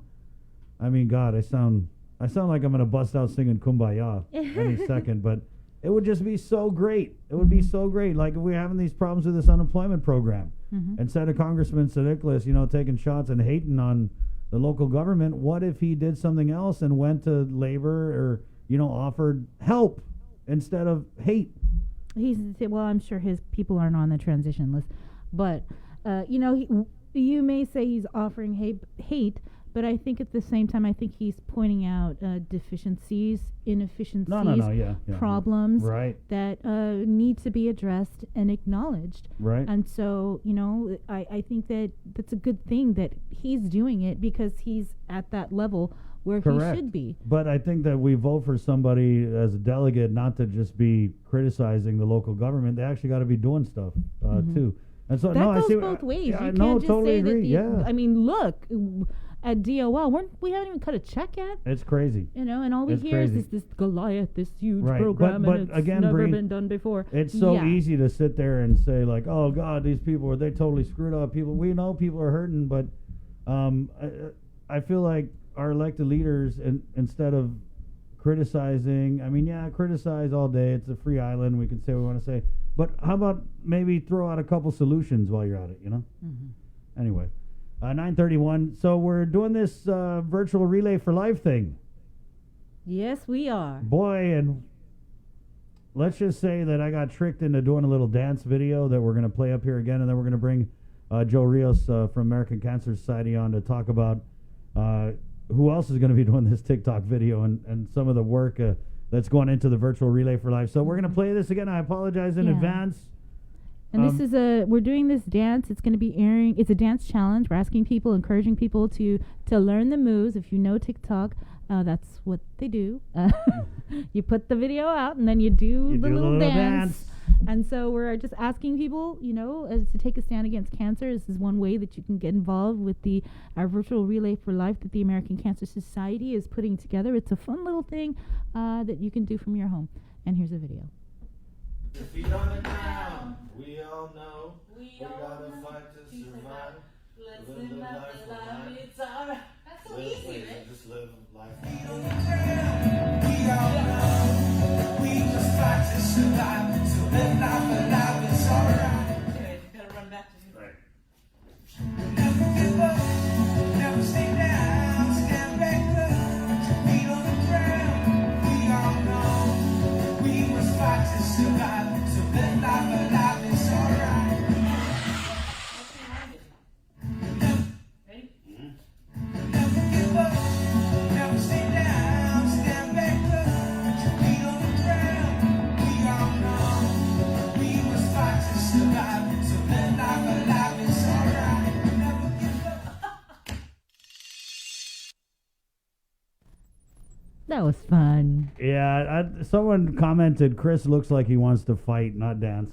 Yeah, this song, it has special meaning to Right, us. yeah. I was from Savage K. It's Chris's party. He's my good friend. He used to work here at KUAM. Yeah. And he passed away from cancer. I mean, sadly, Relay for Life, every year, I think one of the reasons why we have such a tremendous show of support and turnout is because everybody on Guam, unfortunately, has been touched by cancer, whether they're fighting it themselves or they've had family members who have passed from it or who are currently fighting cancer. So, again, it's something, and unfortunately, a lot of us have in common is cancer. And so, we wanted to come up with something fun, but also something that would kind of make you think about what Relay for Life is about. So, good idea, Bree. I know that was all you. It doesn't matter who came up with it. I don't care who came up with it, but it was we your. just hope people will participate. And that's all, right? And I purposely set the bar low with my dance moves because I want you guys to shine. So let's get Joe on here. I don't know what kind of dancer you are, Joe, but Joe, are you there? I'm here. He's just holding in his laughter. Can't wait to see Joe's video. I know Joe got some moves though. No, I'm just gonna get family to go ahead and participate in that. He's like, I'm throwing my family under the bus. But Chris, I have to say, you're tomorrow when you dance the TikTok or even dance with Zori's on. That's it. I told these guys, I said, should I go put on my shoes? They're like, no, come on, you're Chris. Okay. Yeah, it's definitely gonna be a lot of fun.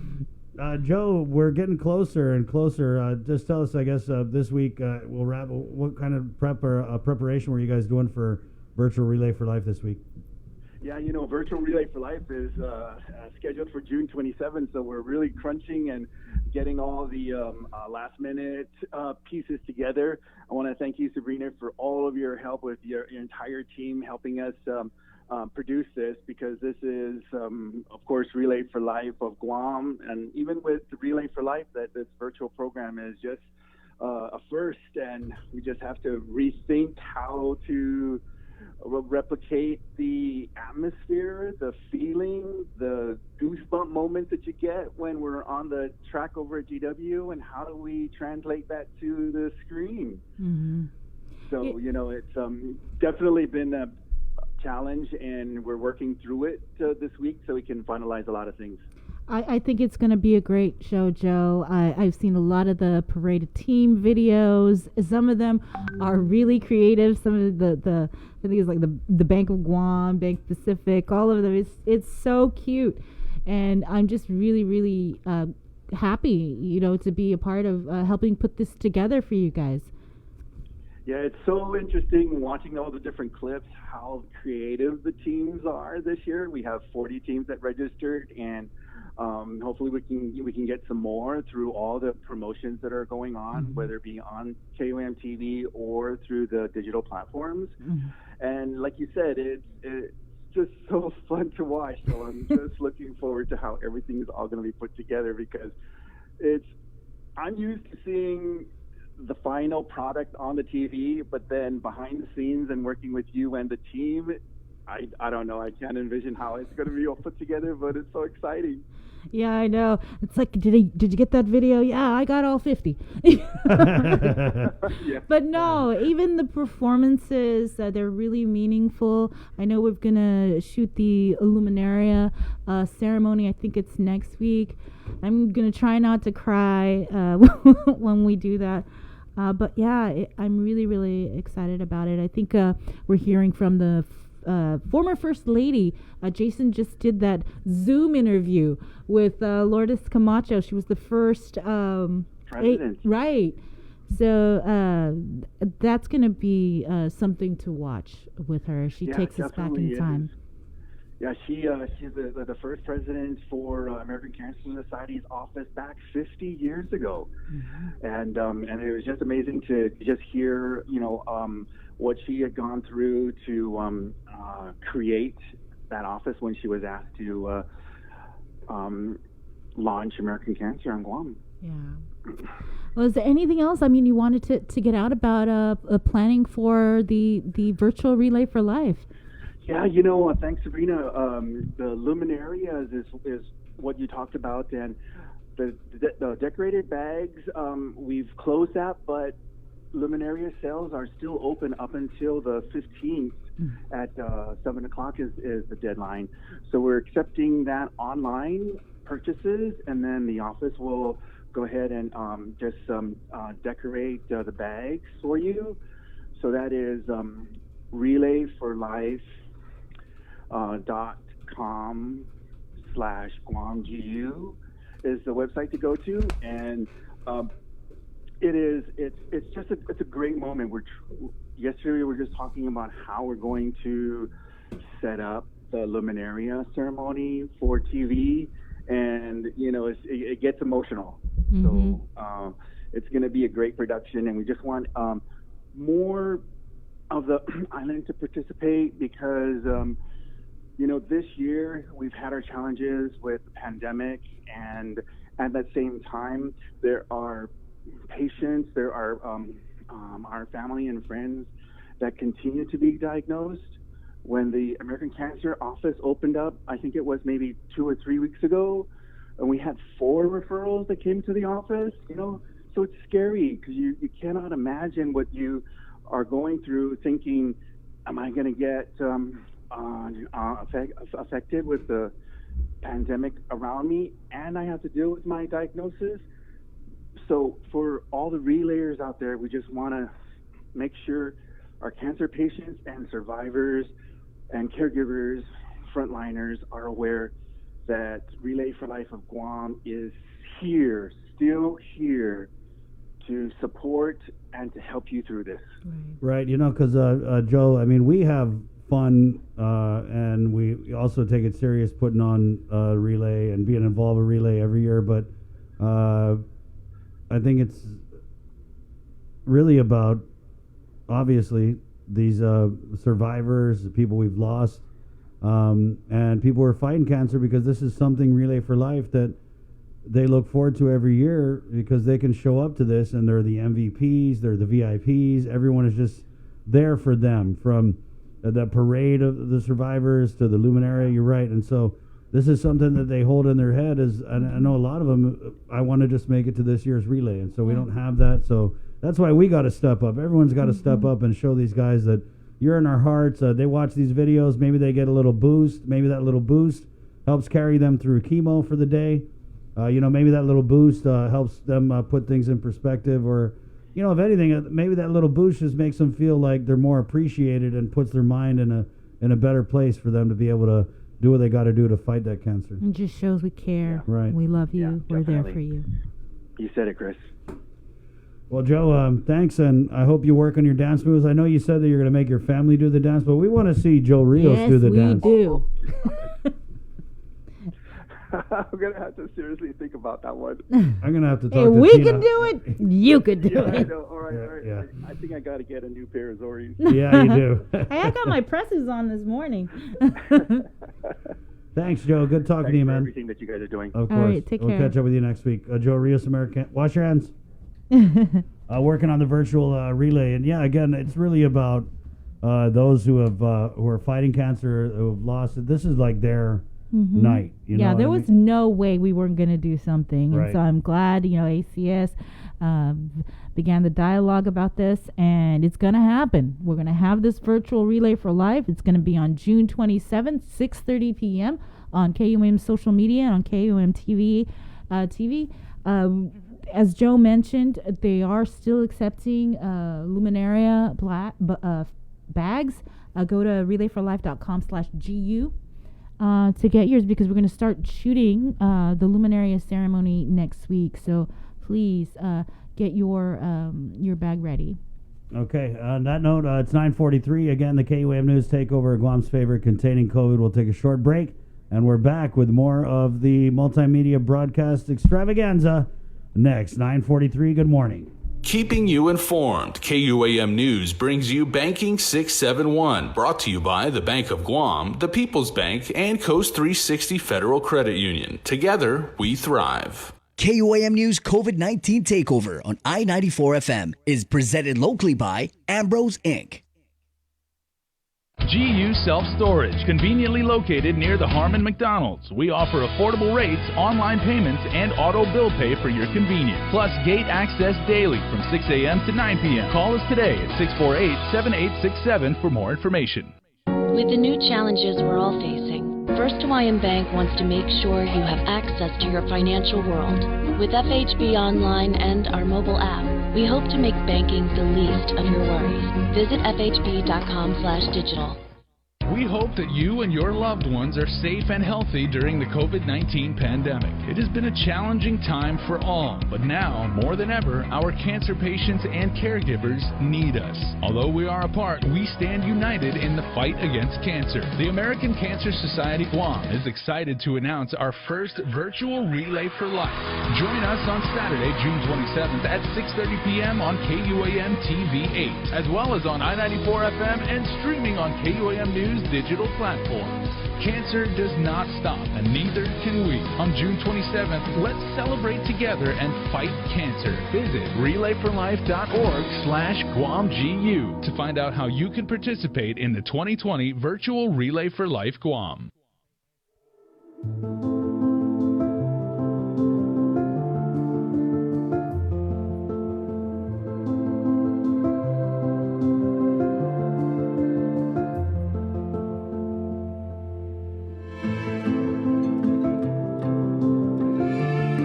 Be healthy.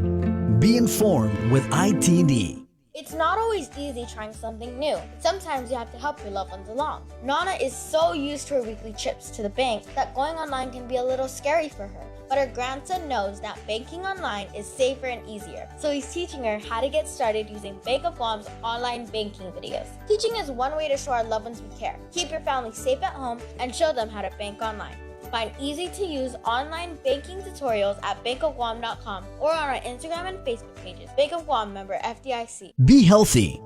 Be informed with ITD.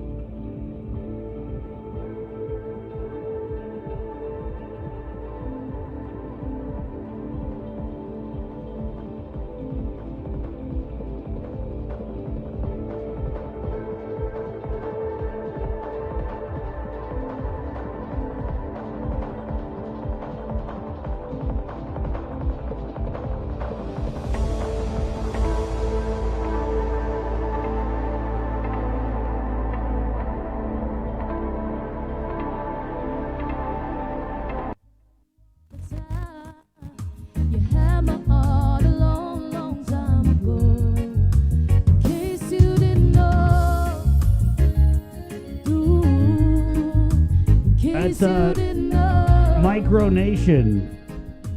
In case you didn't know, cover the country song. Go ahead, Bree, take it away. It's Micronation featuring Sabrina. Shut up. What? No. Hey, if I can dance, you can sing, girl. Yeah, okay. One of these days. One of these days. You guys heard it here. I picture a karaoke challenge. But I asked... You ready to do that? I You don't should know. do that as like part of the show. Karaoke challenge. I asked Bria, so what do you karaoke? And I thought she was going to say like Whitney Houston. She's like, oh, Eminem. Okay. Need to change my whole approach then. 9:50, good morning. So we had our digital, one of our digital dudes, Ken Sanity, down at the protest. Remember, there's a protest. It should be wrapping up at Angel Santos Laddystone Park in Agotnia. And so we're going to throw up some of the pics from there.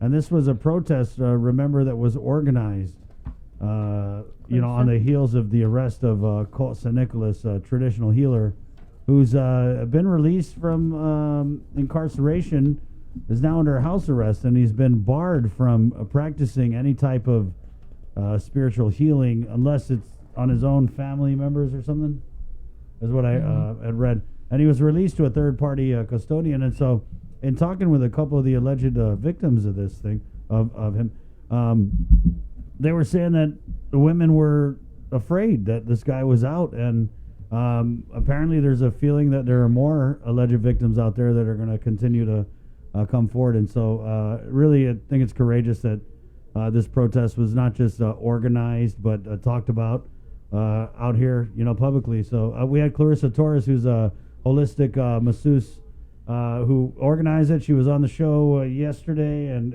really put the word out. So really grateful to everyone who showed up. And we got the pictures up here. You guys can see. And they're also asking if you're not able, or if you weren't able to attend today's protest, that you can post pictures on your social media in support of the cause and just showing your support to survivors of sexual assault by posting a photo with the sign that says enough or silence is violence, or a sign that says I stand with survivors of sexual assault. And then when you post it on your social media, that you use the hashtag enough or silence is violence GU. I just saw Senator Moylan. Oh, he's on there. He's in the pic, yeah. Mm-hmm. Also, there's another protest Today. this afternoon. Mm-hmm. And this is LGBTQ Pride Wave in support of Black Lives Matter. That's happening at ITC, 4 o'clock, right? And they're asking you, please wear a mask and practice your social distancing. And this protest, it's LGBTQ for BLM. Mm-hmm. And we had Lasia of Guam Pride on earlier, and she said that they're going to be draping a flag, a big rainbow flag from the ITC building. Right, so you can't miss it. Yeah. How do you miss that? You won't be able to miss it, and you won't be able to miss that they're there because of the flag. Right. And that's going down at 4 o'clock there. 4 to 6 p.m., I believe. Correct. ITC intersection. Yeah. And I think there was also a smaller protest on Wednesday at Chief Kapua. I saw some pictures of that. This was a Black Lives Matter one. Oh, I didn't see that. 9:52. Is there community testing going on, Bree? No, not today. The last one for this week was at the Maritza Community Center yesterday, and I believe it picks back up next week, Tuesday, I believe, in PD. I'd have to look that up, but I think that's what it is. Let me just make sure, because I don't want anybody going there. No, Sabrina said. Yeah, so Sabrina. Yeah, so it is going to be none today or tomorrow or the weekend. It picks back up on Tuesday, the 16th, 9 a.m. to 12 noon, PD Mayor's Office. It's free. You don't need to have any symptoms. Just go and get tested. What's happening today, though, 10 o'clock, it should be getting underway any minute now, is the State of Judiciary Address. That's going to be at the legislature, carried live on their YouTube channel. And so Chief Justice F. Philip Carbolito is going to be delivering that address. The media, they were not allowed inside because of social distancing measures, but they set up a nice tent for us outside to, I guess, wait for everybody to come out and get reaction. But you can watch it on YouTube.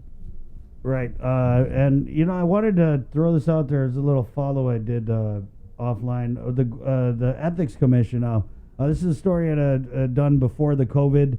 The Ethics Commission. Now, this was a campaign promise that Governor Liu had made. Ethics Commission wasn't impaneled. I think it was something like, I want to say it was like 20 years, or it was a lot of years, basically. We haven't had this Ethics Commission. And so she did appoint people to this commission. But the problem was, when I did the story, I want to say it was March 6th. So this was right before the COVID. They don't have a budget. They were trying to make them an office over there at the old legislature building. And you remember there was that whole thing where the homeless it was going to be a drop-in homeless shelter, and they decided to kill that idea because it was former Governor Eddie Calvo's idea. So they killed that, and they said, we're going to put a bunch of offices in here, government of Guam offices. It is what it is, right? But the problem was the Homeless Coalition had said at the time that the amount of homeless in Agatyan around the island really meant that drop-in shelter like that would provide a very valuable service for the homeless in our island's capital. That ain't happening. Okay, it's not going to happen. Nothing's happened, actually. Yeah, still up to now. Right. And it's crazy I can't remember because what did Lieutenant Governor said this week, that they're almost. Was almost, it him or almost. was it Robert? I don't know. They said the same thing we've been hearing ever since. But it moved from tents to now going to be a hardened type of shelter. Right. But, we had Will Parkinson on, and I thought it was really key what he said. He said that there are things that this administration is failing on that are just basic principles for Democrats, which, obviously Democrats, social issues, that's supposed to be their strong suit. Not really seeing that this time. But anyway, I'm going all around on this. But so with the Ethics Commission, now this is a body where if you had an issue with, and not just an elected official, with anybody who's a public employee, I believe, that you could go and file a complaint and they would have to investigate it. And I was just thinking about this the other day because I can think of about 5 or 6 different things that people could have filed ethics complaints about, but they can't. And so I spoke with I'm not sure if she's the executive director or what, Shannon Murphy. I'd asked her, I sent her a statement. I said, hey, so what's up with your budget? Because the last story I did, Lester Carlson had said that they were trying to find money for these guys to stand up their office and all their admin and stuff. So I said, well, give me an update. And the update was they have nothing. No staff, no budget, no office. The statement here, the Guam Ethics Commission has not had an opportunity to move forward on setting up its offices, hiring staff, building a website, developing procedures, or anything else, as no funding has been available. We look forward to funding in the FY 2021 budget. Once funding is available, it will still be several months to get set up before we can begin taking complaints. Okay. Yeah, I don't know. Why aren't we making noise about that? I don't know why the senators aren't making noise about it. Maybe they didn't know. Well, you're welcome. Now you know. They got no money, no budgets, campaign promise. I think what's important here is people are being deprived of an avenue to call for accountability. They're being deprived of an avenue to call for transparency. And I guess everybody's okay with it. 9:58. Let's go from that to ending on a good note. You ready to end on a good note, Bree? Yeah. Feel like you want to say something. Yeah, I do, but I wish you would. I wish that Sabrina would. No, you're talking about accountability. Yep. Right? I'm just wondering if we're ever going to see this second oversight hearing over procurement. Right. And I asked Senator Sabina Perez about that. And remember, this is something that she had said that she was going to do. And now it looks like she's not going to do it. I want to try. I told her, I said, let's go on the show. But okay, since you brought that up, let me look at exactly what she had said. Because I was just trying to end on a good note over here. No, we can end in a good note. No. Just leave it out there. I messaged Senator Sabina Perez are you having a second oversight on the procurement issues?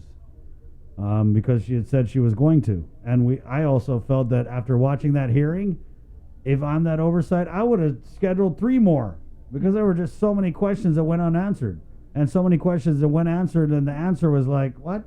Mm-hmm. She writes, Hafaday Chris, I'm working on the findings for the oversight and reaching out to panel members for follow-up questions for now. I said, okay, can you send me something, a formal response? She said she would prepare one. I never got it. But anyway, that's not the point. The point is that as of now, there's going to be no second part to that oversight hearing, which I think is the key. I said it the other day. I feel like people got away with stuff. And again, where is the accountability? This is an issue I felt like, any concerned citizen could have filed an ethics complaint with the Ethics Commission, but they can't, because it's not a priority. Okay, now are you ready to end on a good note? It's best that we do. Wait, what are you looking at there? I don't want to stop if you forgot something. No, I was just following up on looking if my email had gone through or not when All right. I sent her office. So we're going to go ahead and pop up some pics here. This is a pretty cool story where, in finding the good note, a lot of times it's very easy because people post stuff about, the good things that they do on social media. But this one actually came to us from a third party, and they wanted to nominate this guy Hoban here because what he does is he goes around and cleans graves of people he doesn't know.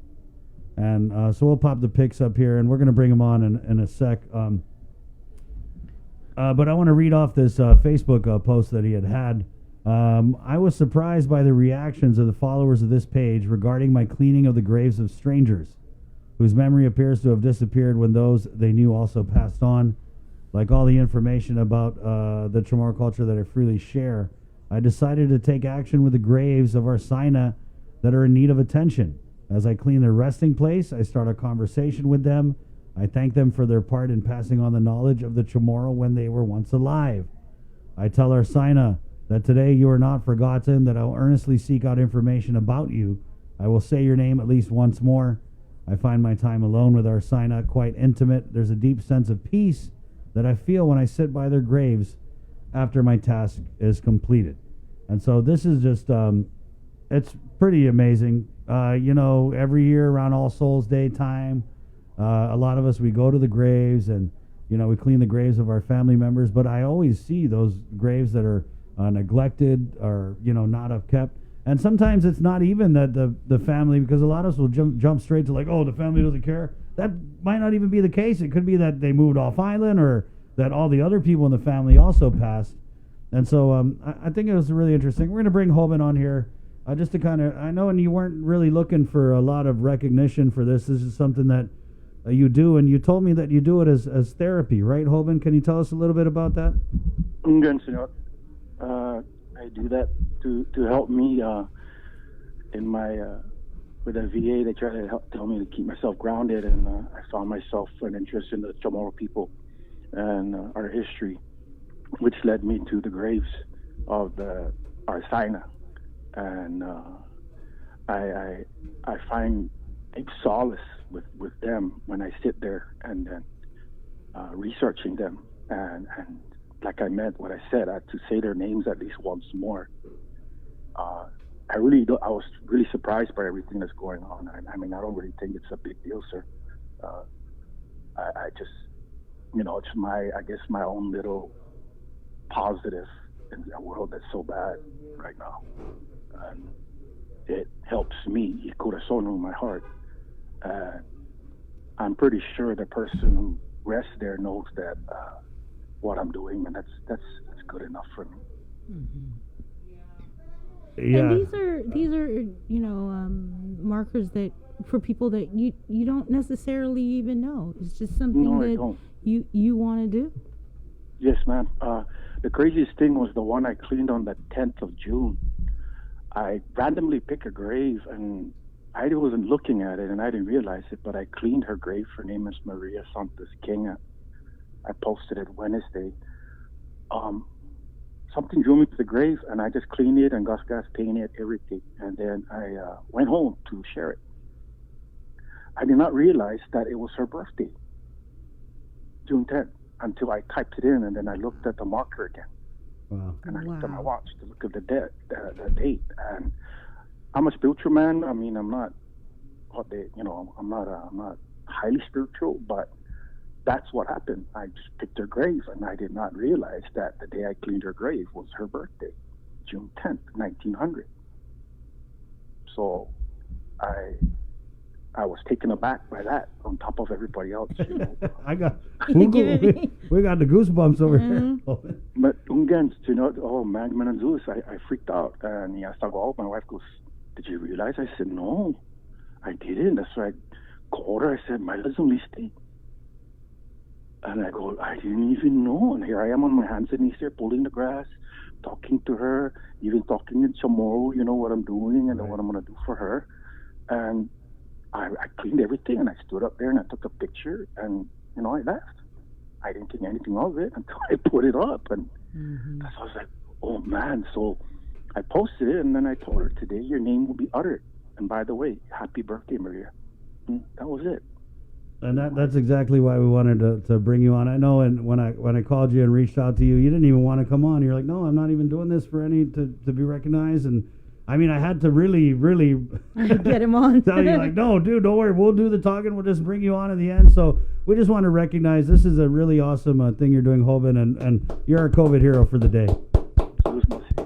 And God bless you. Wash your hands and you keep it up, okay? Okay. Thank you. That's that. Thank you. All right. There you go. Hoban with Wow, some that's great incredible. work. That's pretty crazy. It's like, Right.